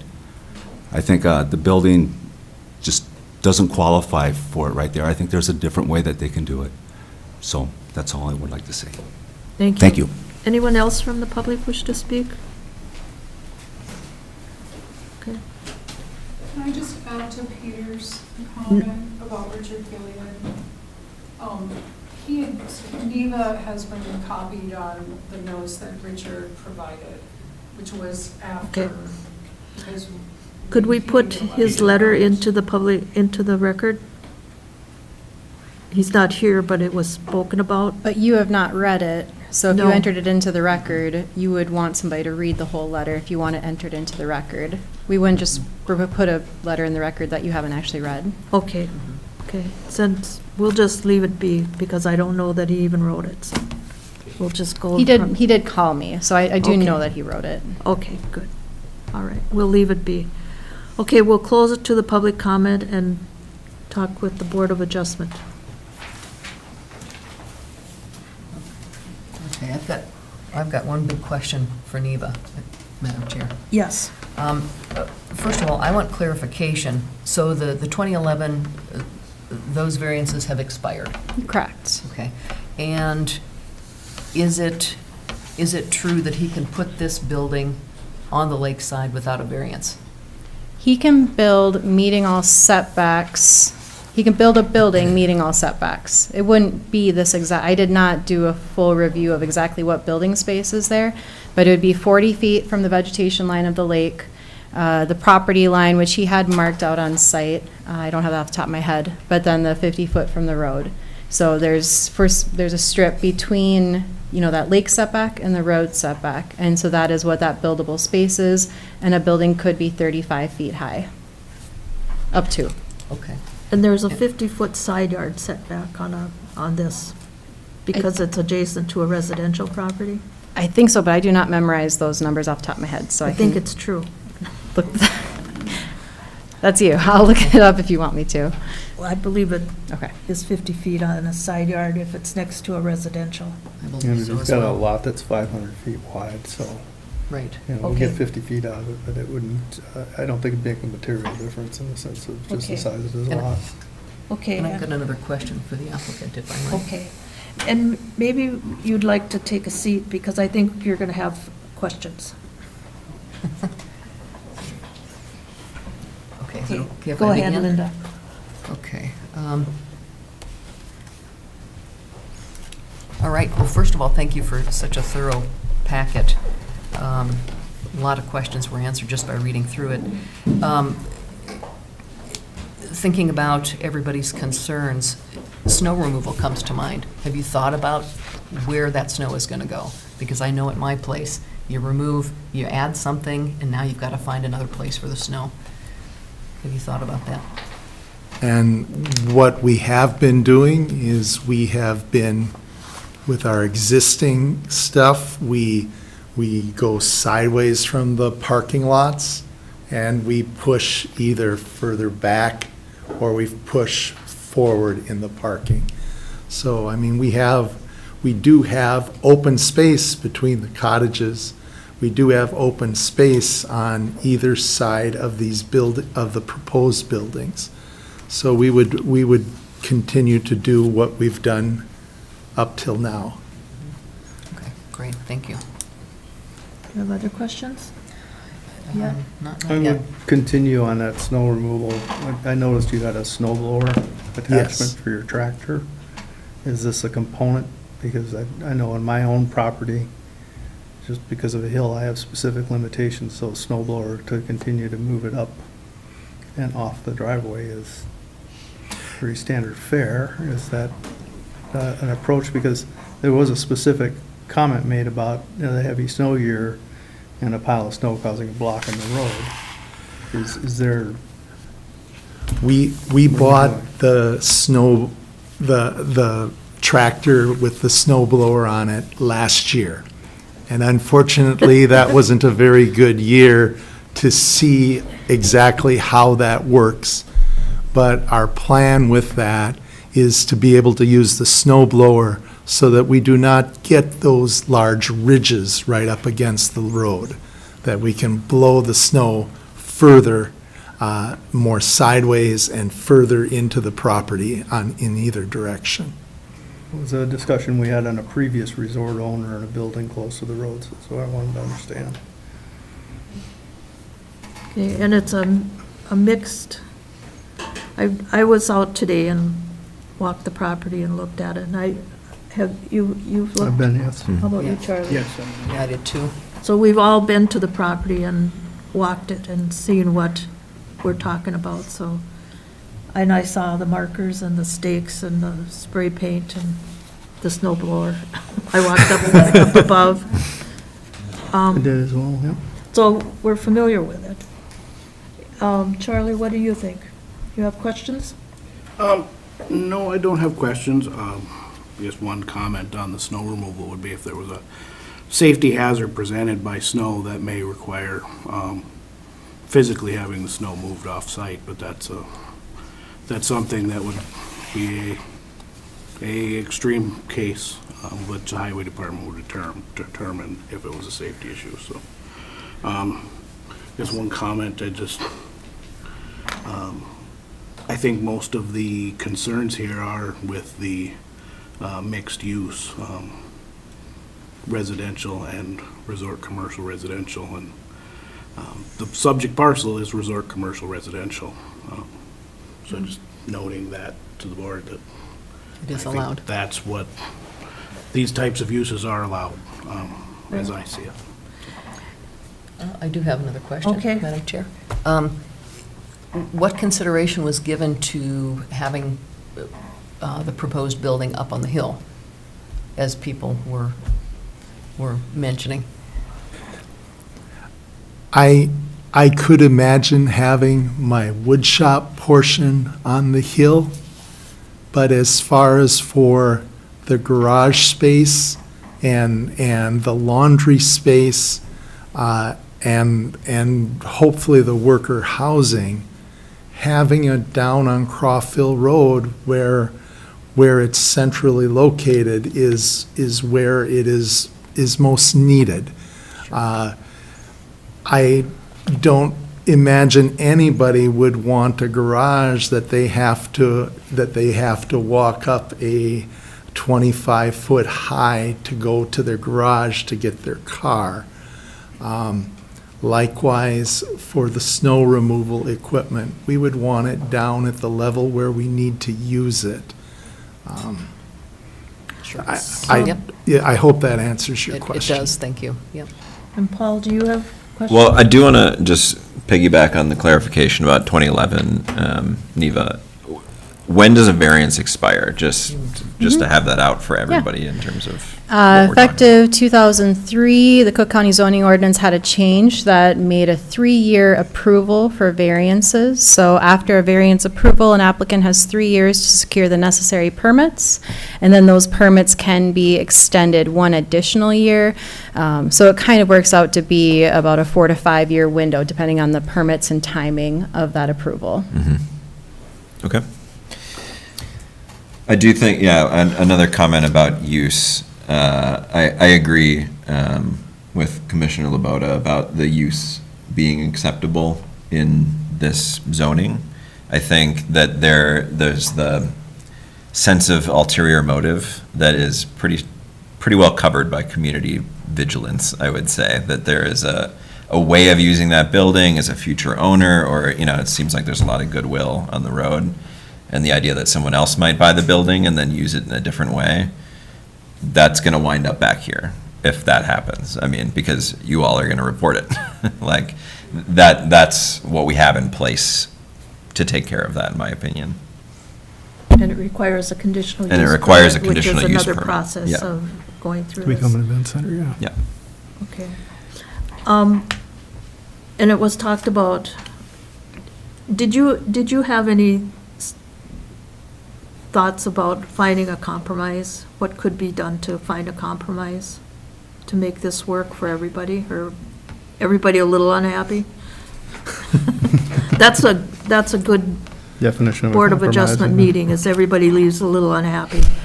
So get ready. I recognize that the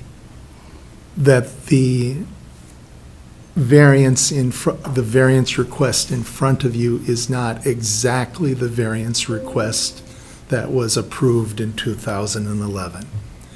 I recognize that building is significantly larger than the one that was originally approved. And if there was a way that I could modify it to decrease the size of the building, that wouldn't quite completely meet our needs, but it might be something where it would leave all of us a little unhappy. And I kind of got the flavor that people aren't very upset about the cabins. And I think we could deal with this in two sections, which was recommended. And I think, based on, you know, what I saw, it's a logical extension of the resort. And I don't think there's, you know, a lot of objection in the room about that. Whether we want it further from the center line, or if we want it with the recommended increase in encroachment in the center, with the center line.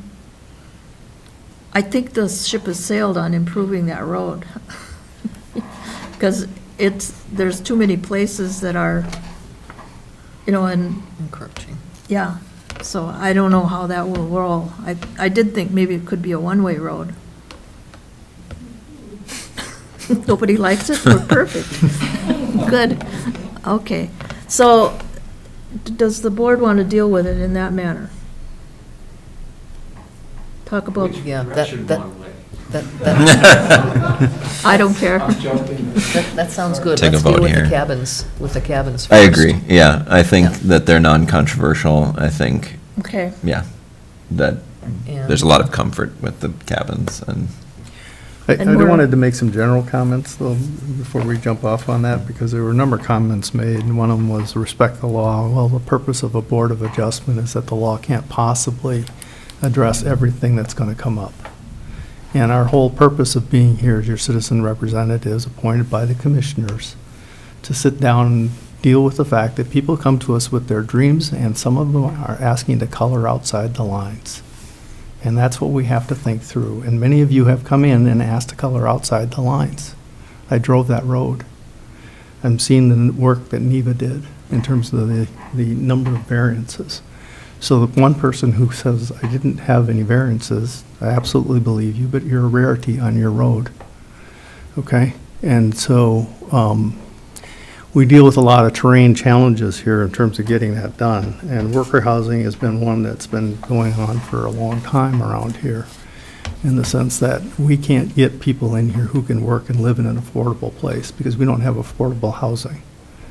So when a business has approached us in the past about getting a variance in order to build that, we've been pretty generous with it, because we know the need that they have as a business to be successful. They need to have that space. Traffic study was completed. I think you could go to the traffic engineer, or to our county engineer for highway, and ask about getting the speed limit changed. He's already looked at it in the state. He's come back and said the average is 15 to 25 miles an hour. So if you wanted to make a case to him that you could reduce it to 20, he'd probably entertain it. Easily enough done through your computer.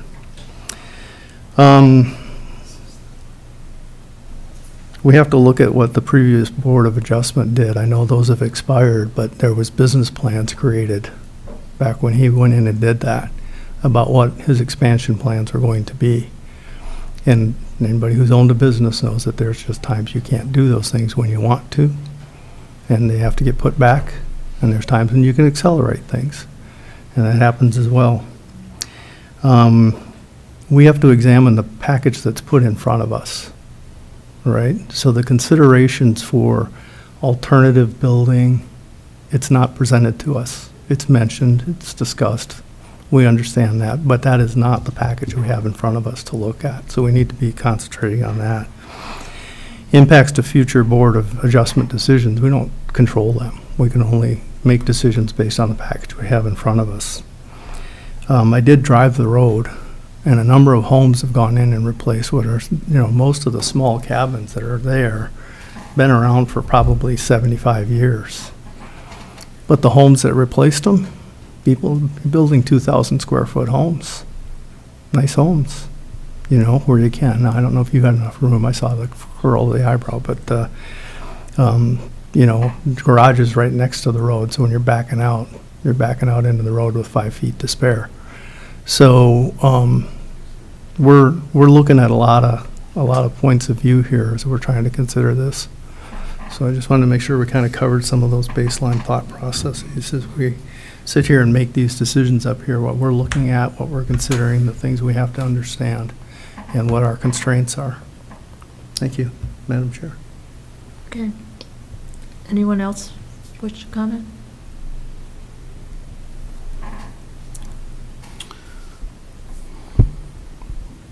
I've got a question for Neva, and I don't know that you can answer this. I'm looking at the topographic map, and did you go above, and where did the top of Bluff end? Was it at the 640 elevation, or was it closer to the 650 elevation? I did not do a top of bluff did not, analysis. No, when we review variances, we're looking at that proposal. It's not really our standard practice to do like a full alternatives analysis, because that's not really aligned with the practical difficulty standard.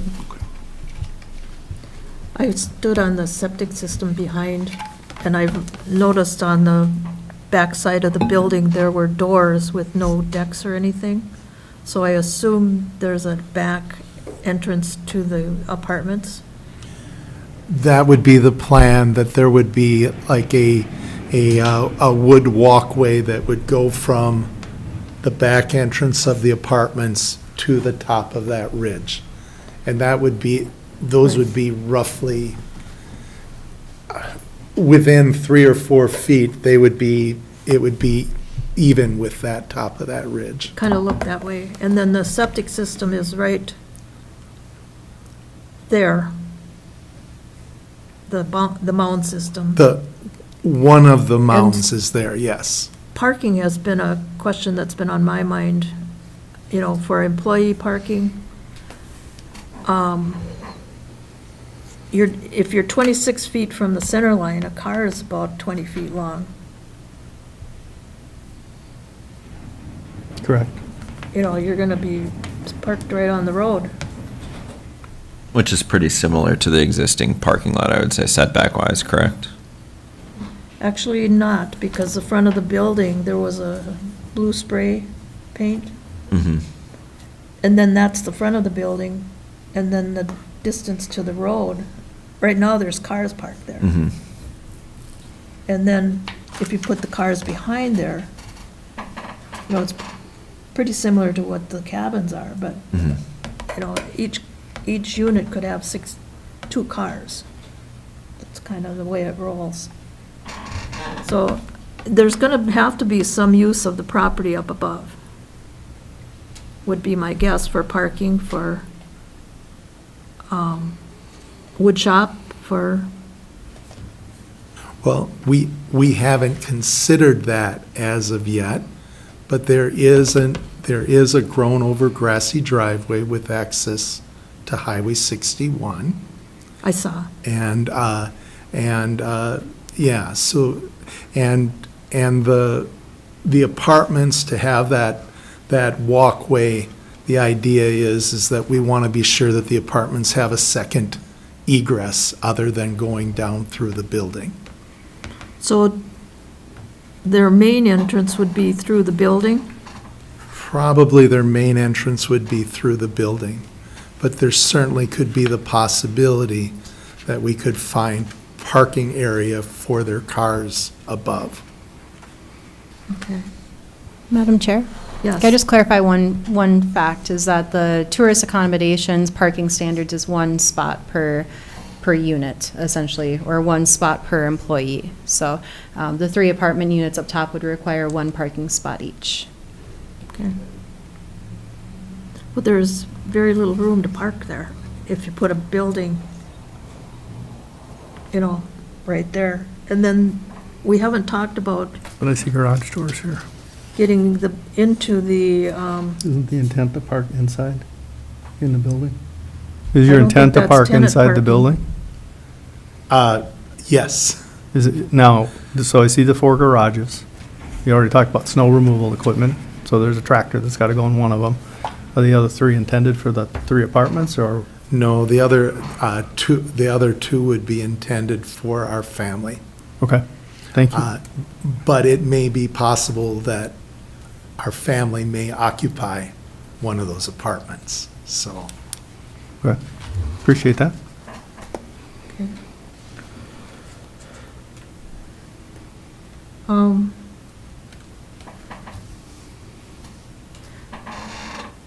So I'm trying to figure out, we can approve a portion of the variance and deny a portion of the variance. This is kind of what I'm thinking. Or we can approve the entire variance as it stands. Maybe just deal with them individually versus, so maybe start with the cabins, make a decision there. Well, we can, the variance request is, well, they're 1 and 2. Molly?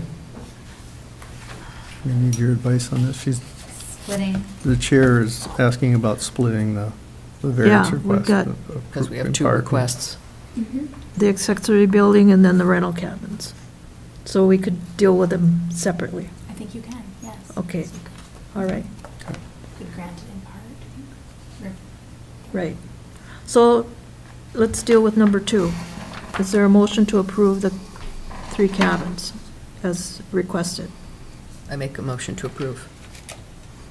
Is there a second? And that includes the staff guidance? Staff and recommendations. staff recommendations? Going more further into the road and farther from the It's in lake. where keeping the- with what we've done before, is to encroach more on the road Yep. rather than the lake, Mhm. right?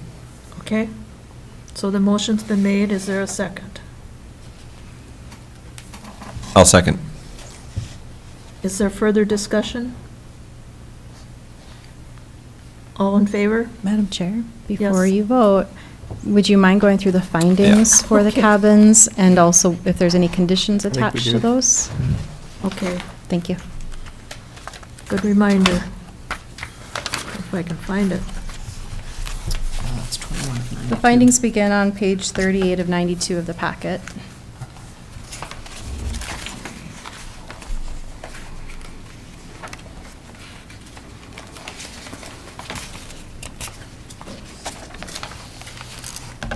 Okay, No, it's 21. Right? the finding, the recommendations are on 30. Yeah, as the staff recommendations. Got it. And the findings are on page 21.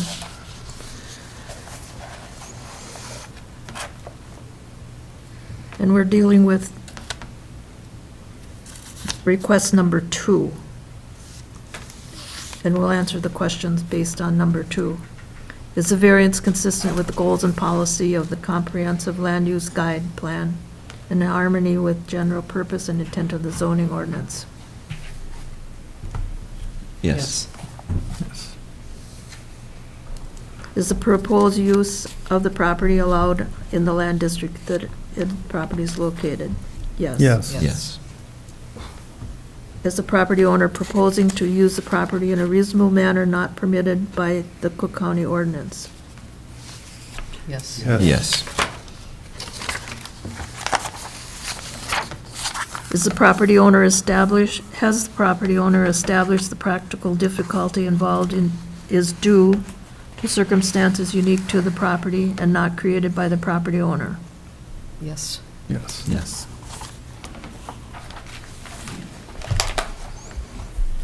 And practical difficulty is the operative word there. Will approving the variance maintain the essential character of the locality? Yes. Yes. Yes. Has the property owner established that the practical difficulty involves more than economic consideration alone? Yes. Yes. Madam Chair? Yes. When you answer yes to those questions, are you accepting the staff recommended findings as it refers to Phase 2 in the staff recommended findings? Yes. Yes, you. I'm comfortable with all this. Oh. Okay, so number 2, we've got a motion to approve. We've got the findings of fact established with the recommendations from staff. Conditions? And conditions. And all in favor, say aye. Aye. Aye. Aye. Aye. Opposed? Motion carries. Okay, number 1.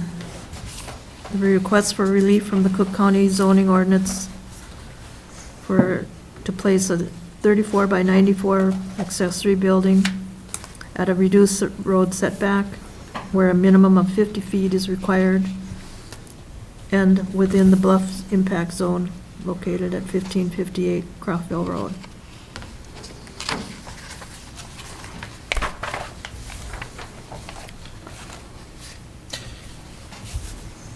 Actually, I just want to put out something we haven't discussed, which is the bluff. And Yeah. just in terms of looking at the history of this proposal, was the 2011, was the corner or the north side of the structure in the same placement of the bluff? Do we know? The 2011 variance staff did not identify that feature as a bluff. Interesting. My concern when I looked at the bluff was, and it says that there's no removing of vegetation. But if you put a walkway and you put in catchment system, and you've got the septic system about 10 feet behind there, where maybe it's 20, but it would come right out to where the septic system is. I'm concerned about that bluff caving or the septic system leaking or the vegetation disappearing. Most septic systems are built, if I can address Sure. part of that, most septic systems in Cook County are built to be mound systems because our soils are problematic for Right. in-ground systems. So the failure of a system, I don't think would be related to a bluff unless it was a slope failure of the bluff. It's really the management and the use and the treatment of the septic system that Right. speaks to how long it lasts and its performance. Yeah. Is that system intended to be utilized by the 94-foot building? No, That's- it is not. That mound? No, it That- is not. The mound serves the mo- house and the three The mound cabins? serves half of the inn and the three existing cabins. Okay. The second mound that we have in a different location, if you walked up further, that serves the other half of the inn and the three cabins that you have just approved the variance for. And so this new building would require, The new building would require a new mound for those three apartments, yes. and a laundry. And, The and, laundry. and possibly the laundry. Our laundry will be moving from the basement of our inn right now to across the street. So it will still be the same laundry. when we built the inn, we put a sewer pipe across the road that can go back to our original laundry septic area. Okay? That is a possibility that we could just hook the laundry into that. And originally, there was going to be no additional septic system because the laundry is just moving locations. But with the plan to include 3 worker housing apartments, now we have to have a different septic system. And I would guess that we probably would choose to run both the laundry and the new apartments on the same system. Yeah. Madam Chair, if I can, I just want to be sure we're on the same page. On page 53 of 92 of the packets is the applicant's site plan for the variance option. So that's a site plan that shows the proposed new mound. And in some of this discussion, I just want to be sure we're clear on that location. So the septic tanks are proposed to be down by the structure, but then the proposed septic mound is up between the existing mound and Highway 61. So I just want to be sure that you have a correct understanding of that proposed configuration.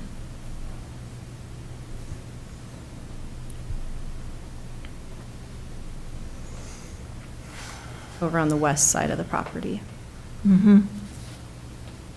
Okay. One, I guess, I did walk the property and I went up the hill and I looked to the west, but can you describe what's going on the east of that driveway? I mean, as I look at the site plan, there's a large area there.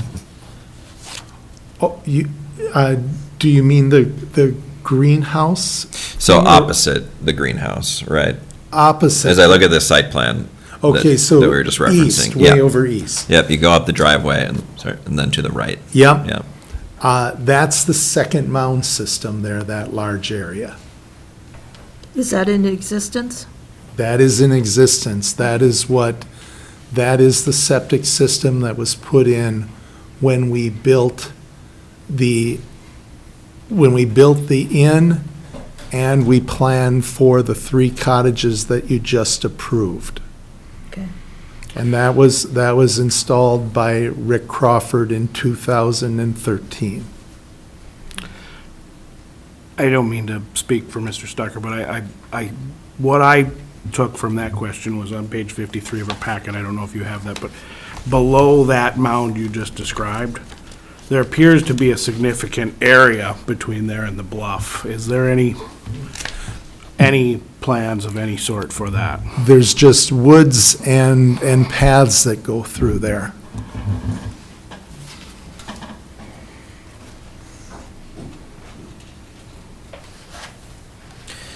We do have paths that our guests can use, that can walk. Okay. I mean, I'll say where I'm at generally is that I'm inclined to honor the 2011 variances and, allow a business owner to execute their business plan.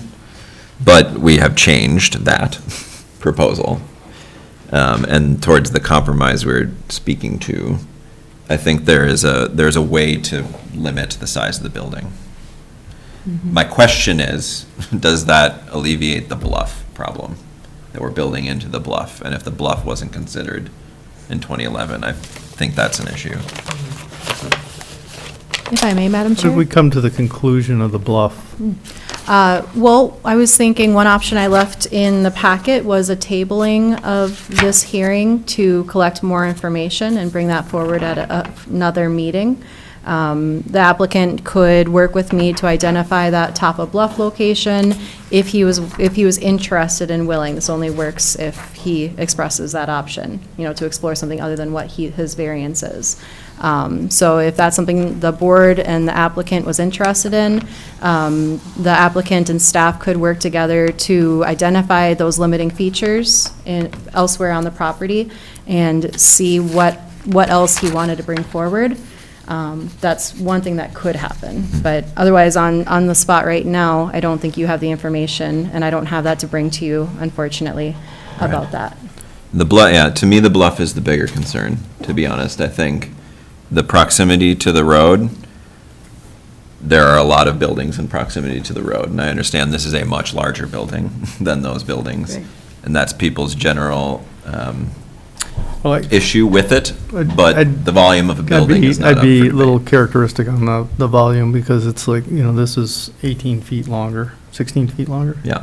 And 7 feet higher, 2 feet Yeah. wider. It's, there's, But it's a for third. what was previously approved, it's not that dramatic. It is larger, it is taller, there's definitely some, Well- I get the people's sensibility about it. The, did we apply the definition of a bluff as it's written in the law, or did we simply use the DNR's program that says that the lines are too close together, so it's Right. it's this? In the North Shore Management Zone, it's actually pretty easy for a slope to qualify as a bluff because through, many of the standards get met right away. So long story short, the slope needs to be 30% because you already have the over 25 feet over the water level, and it's already draining to the lake, and it's already in shoreland area. So it's actually something I'm actively trying to get before the North Shore Management Board to see if they still want that to be that way in the North Shore Management Zone. But that is the ordinance standard adopted in Cook County zoning ordinance. That is aligned with state statute language Yep. for that definition.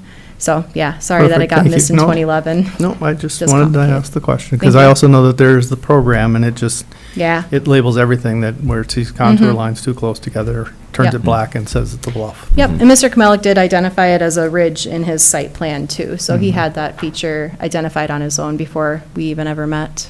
Okay, thank you. Did you have something, Linda?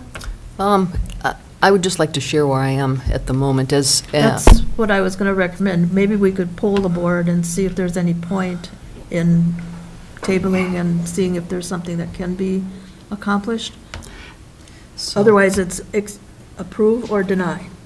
Right, so. Yeah.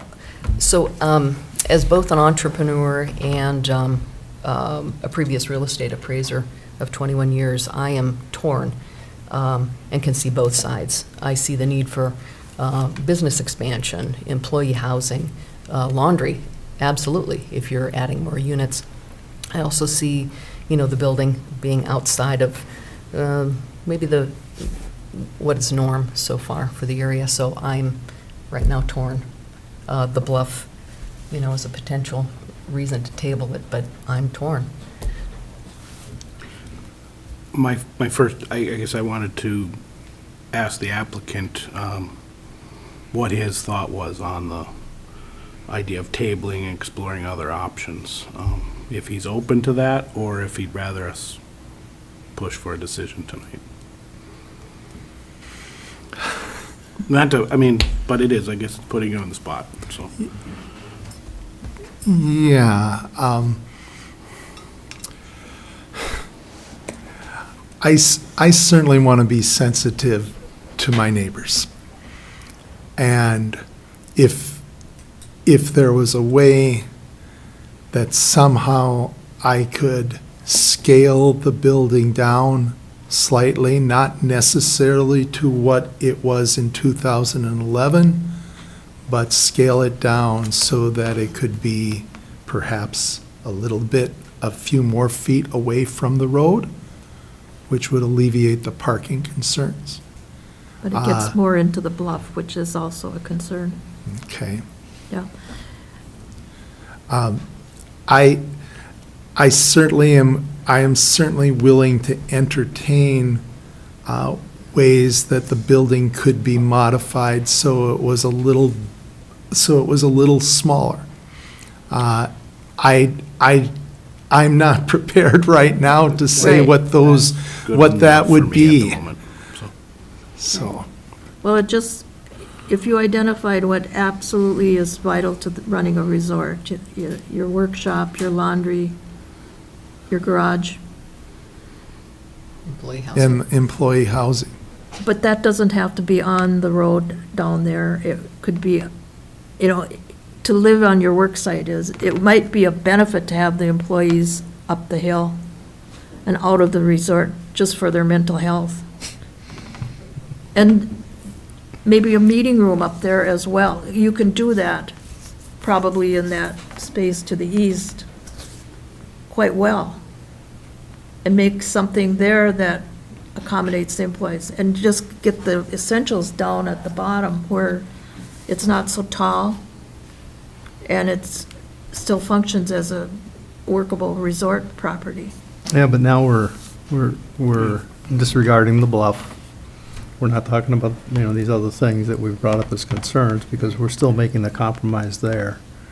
And so now we're asking him to split the building. Actually, I'm not asking, my vote will depend on what I'm voting on. Okay, yes, but And I'm I'm willing to look at what's essential down there and what can be put up out of the resort area and still be it might be a very nice spot for a meeting room up there. So, just to rethink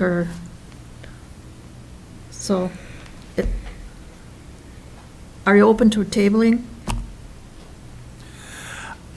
I'm open. Or do you want to vote?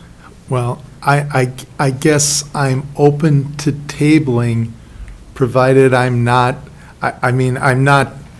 committing right now to what I would be agreeing to change. Right, we don't expect that.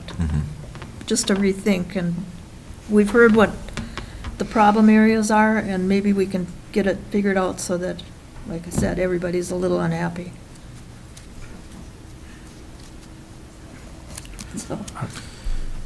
I also want to echo Mr. Silliman's point that the proposed building is not that much larger than the first round.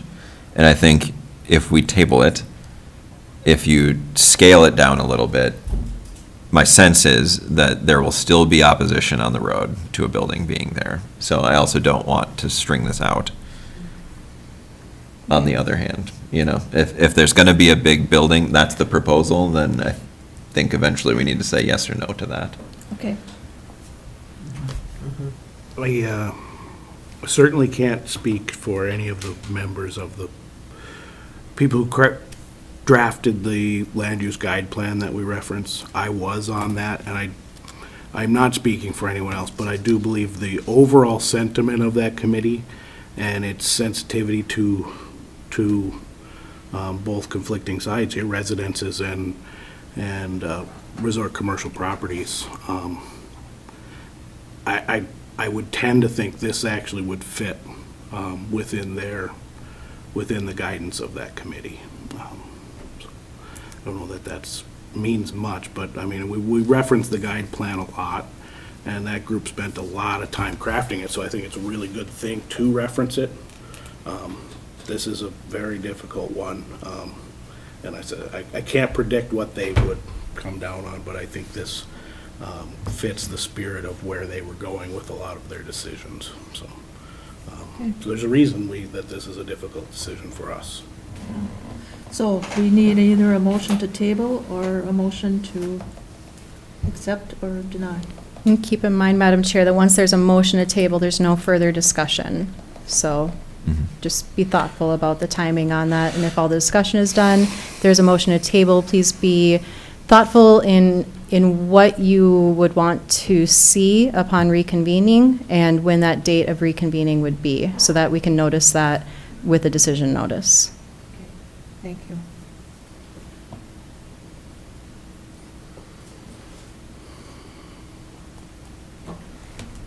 More discussion. I'm rereading some of the things that previously, the staff recommendation and review. You could also talk through the findings and see what your Let's do thoughts that. are on findings for this structure. 21.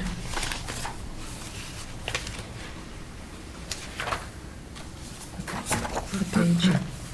21. 92.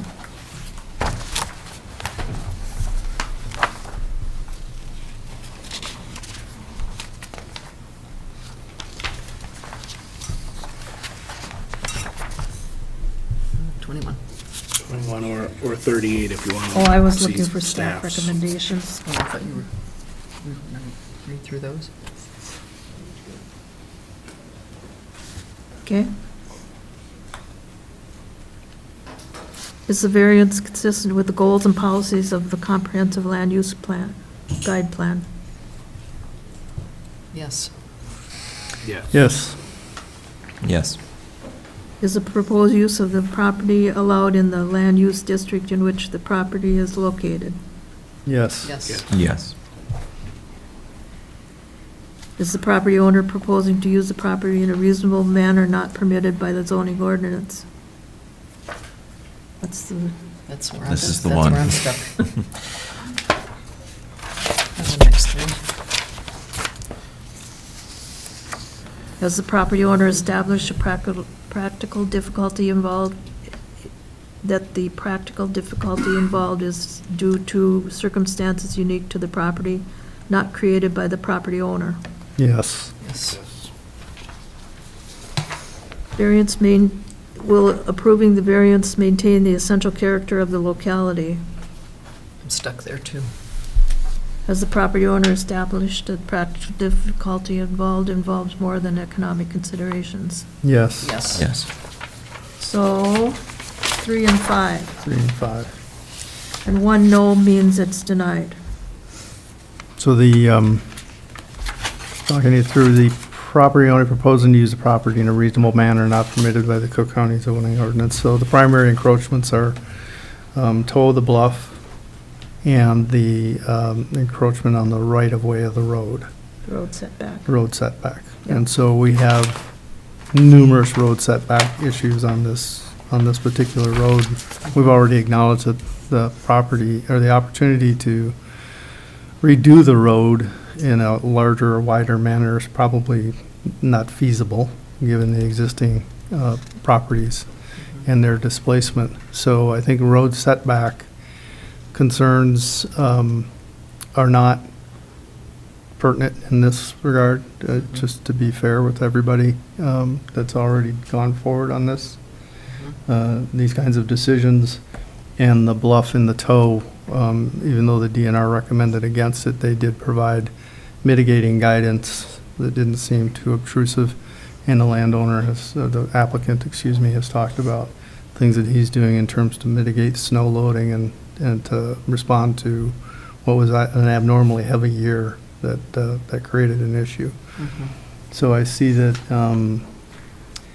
he is proposing to use it in a reasonable manner, even though not consistent with the It kind of, Cook with County zoning the ordinance. Agree with that. walkway out the back door and it's right into the bushes and, that's all gonna be cleared at the top of the bluff. Or quite a bit of it cleared to gain access to the back door. Is that back door over to the bluff necessary? They'll have I ingress and kind of think egress. it is in terms of Egress. safety. Safety. Okay. Yeah. But we already have, if you walked up there, there's already a path going through that woods. And this would just cut out whatever tree is in that 3-foot walkway to get to the existing path. Well, I think you're entitled to a 4-foot path for access. I know that's true for lake owners to get down to their lake. Yeah, the 4 foot wide is the stairways with reference that you're Yep. referring to. Yep. Okay. I know that because I built a 64-step. Okay. Well, Sure. I can say yes to 3 now after that discussion. Okay, Okay. everybody, I agree. I think it's too big for the spot, quite frankly. So you're I'm talking not about the opposed to that essential big of a character. building. I don't think actually it's out of character. It's a resort commercial residential. But I think it's too big of a building being squeezed between the road and the bluff, honestly. I'm fully supportive of the vision and the business plan and having a space like that, but I think it's squeezed in too tightly. I agree. So That's where I'm at. what condition would you put on it? Can't. I don't think you can. I find the most agreement with the first option that was laid out with us. The board may find that this proposed structure is too large to be reasonably situated within the road setback, and I would add the bluff. The fact that you are trying to slide it in there, that's, I think, the problem for me.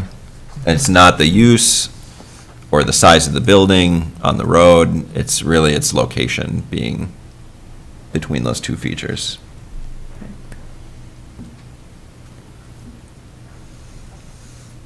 But that's my So- feeling about it. We can deny the request, or we can table it and find a way to put a smaller building. I don't think we've polled out of the three of us. Yeah, I mean, Still might be people can vote outnumbered on however it. they want to That's vote, right, though. yeah. That's Right. not me speaking Well, for the then I board. need a motion. Well, Are we we need to done with answer number number five? We five. need to answer number 5. So, and as I look at the building plans, and then I looked at the inn, it's sitting right across the street from it, which already has a height variance, and seeing similar designs, which is also a relatively large building in the sense that it houses this family, the office, and 5 guest rooms, that we're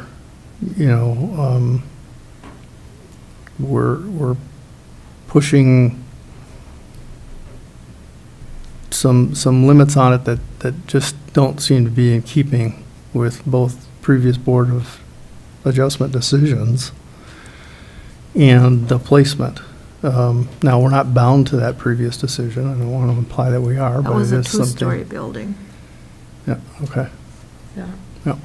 This is But 3. the one across the street, that you were there, you know how tall his main building is. know. Yeah. And so, so it's, this one is not out of alignment with the existing main building. Okay, now, it's a resort stop down in the middle of a bunch of residential areas. I get that part too. But there's a certain point at which what is permitted for him to use his land. And some of the things we're doing is we're getting inconsistent in the sense that we're saying, okay, you can do this here, but you can do half of it there, but we'll put this over there. And now we're just, But there is a place that can be built on without a variance, and he has said that. but that's not before us. Correct. That's a, But that's a consideration. You know, 3-story buildings. basically, we're looking On at a a version of 20-foot Cliff road. Dweller sitting there, between Right. there and the lake.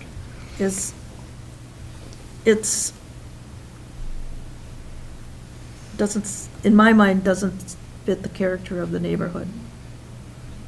You know, the inn, that was history, it's done. But to But put it- another building just like it, 20 feet away, you know, could live in New York. Maybe not.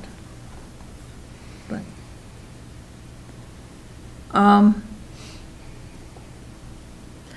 number 5, we need to answer that. Is it essential character, does it maintain the essential character of the locality? In my mind, yes, because it's already been done with the inn. From that standpoint, I can agree. Yeah, we already have that large, tall building right there, and we're putting a similar one across the street from it. I would assume similar in character and appearance. You know, somewhat similar to what I've seen other resort owners do. They even have their own color of paint, and everything gets painted the same color. So the consistency in that is that, you know, it's a resort, it's a business. It has business plans and expansion requirements. And it's allowed. I'm generally inclined to agree, honestly. I think that's not the issue for me. I think, yeah, like I said, the use and even the volume and size of the building is not the sticking point for me. Can't ever shut that down, I can't go back. If I may, and look at it. Madam Chair? Run out of battery Yes. power. When it comes to the word locality, it's not a specific, it's not the same locality is the same for every variance. So like if you're on a lake, it's not like Poplar Lake. It's not all of Poplar Lake is the locality. It's like that area of the bay of the lake. Like like that type of thing. So I do want to encourage you to think about the scope of what locality means, because I do think the record before you does have a lot of information from the community that might suggest otherwise. This is a loop road where there's a lot of stuff that's been before you from the public. And if we start looking at just that specific property as the locality, that's going to be a little goofy. If, like, what would make this variance different from other future variances? Is locality just going to be that one property? Like, that's kind of the whole point, is to look at the effect of the neighbors. So I just want to caution you based off of all of the information that's been presented and we've spent time discussing tonight on that decision. Fair. Appreciate it. How far out can locality go? That's up for your discussion. I think there's, Particularly looking at resort commercial residential zoning and seeing what are the nearest applications of these standards to those like businesses. my take on locality, it is the length of Croftville Road, because you do have people that it is a destination site, so to say. So I would be respectful of that information that's been presented before you, that it's more than just like the 3 people on each side of this property. That's been my perspective from what I've been listening to this evening. I guess I would state at the moment where I'm at, is I would, on this essential character of locality, I would agree with Mr. Silman's characterization of it, and I really am actually landing on being in favor of this application or tabling it. So just putting that out for the rest of the board. I have another question for Neva. Can we consider that he is able to build this somewhere else without a variance, like on the lakeside, and just the idea that it would probably be an inferior location because then it blocks lake view? Is that something we can consider? I think that is the applicant's main point about the compatibility with the land use guide plan that Mr. Kmelik explained earlier. So I think in citing his point, as I understand it, is that the strict adherence to the zoning ordinance would allow him to build that structure. However, from his perspective, he doesn't think that that would be fitting with the character of the neighborhood, to have that long structure between the road and the lake. And so this is, again, I don't want to speak for him at all, but that's been my interpretation, is that this variance is doing something that is being more aligned with the land use guide plan, but it requires relief from the rules. And if I may, part of this discussion I think you're struggling with is that the site conditions are tight and it's difficult. So you're looking at that reasonableness element, and you're looking at that essential character locality element, and trying to find balance with those. All right, so my new input is that if he is able to do this without a variance on the lake side, I would much prefer it be not on the lake side, from the standpoint of, view and,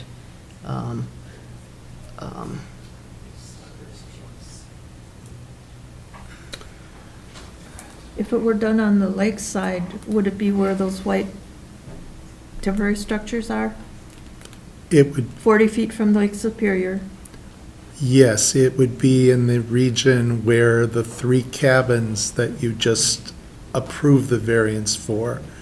Instead of those 3 cabins, we would be building a large structure in the buildable space there.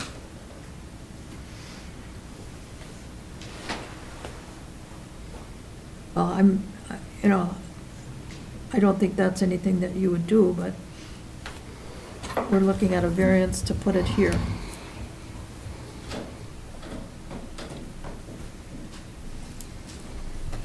So, I'm waiting for a motion.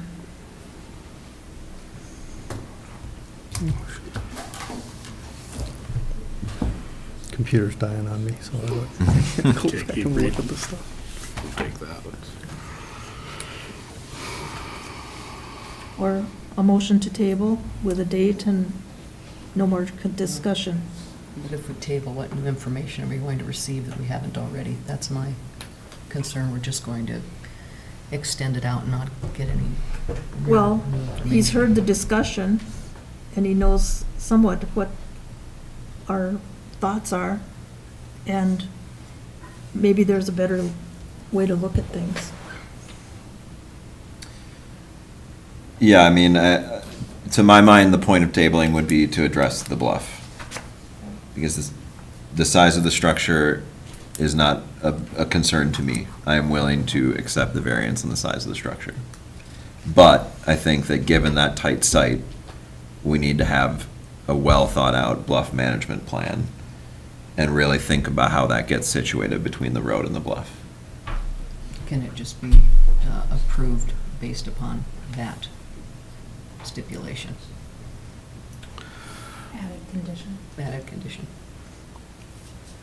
It's going to be really right up against the bluff. Yeah. You know, it may require green wood partway up. My thought in tabling was to, I don't believe it's for us to redesign his site. Right. But to address a couple areas that hadn't really been talked about, which is the bluff, and if there is potentially any other feasible area to make this work, and those would need creative thinking. And my reason to table would be to allow time for that. Beyond that, I'm pretty much figured where I'm at, so. Same here.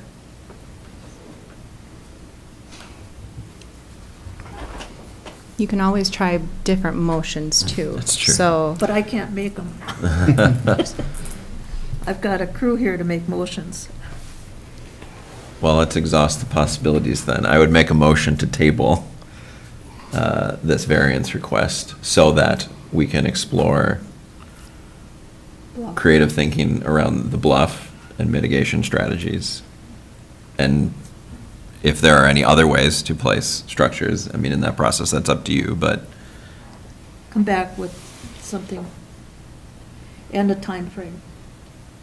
Well, I think we got a bluff mitigation plan. Should be like, I don't see why 30 days isn't enough of that. It's really a matter of having someone come out and, you know. it's not me, it's the Yeah. applicant. Don't No, look at I know, me. does that know. feel I'm just- reasonable to come back at the next meeting, basically with a bluff management plan? Can I ask you a question? Yeah. Bluff management plan, would that involve an engineering firm or a local contractor or what? Who would you need the information from, would Sure. be the question. I think a local contractor that would be doing that work would help me understand how we're going to impact that bluff Okay. with the building. I think I'd that be would fine help. with that. Okay. So your motion is to table it, Correct. and we'd like to look at other possibilities and a bluff management plan from a local contractor. Yes. Is there a second? I'll second that. No discussion? All in favor? Aye. Aye. Aye. Opposed? Motion carries. And that was to be reconvened at the November, Correct. Correct. no, October? October. October meeting? Right. Okay, thank you. Let's not drag this out. Thank you, And sir. so just for anybody listening, that's going to be October 16th, whatever the third Wednesday of October is, at 5 o'clock in this room. I think it's the 16th. Okay, Motion to adjourn? Second? all in favor? Aye. Opposed? Motion carries. Thank you.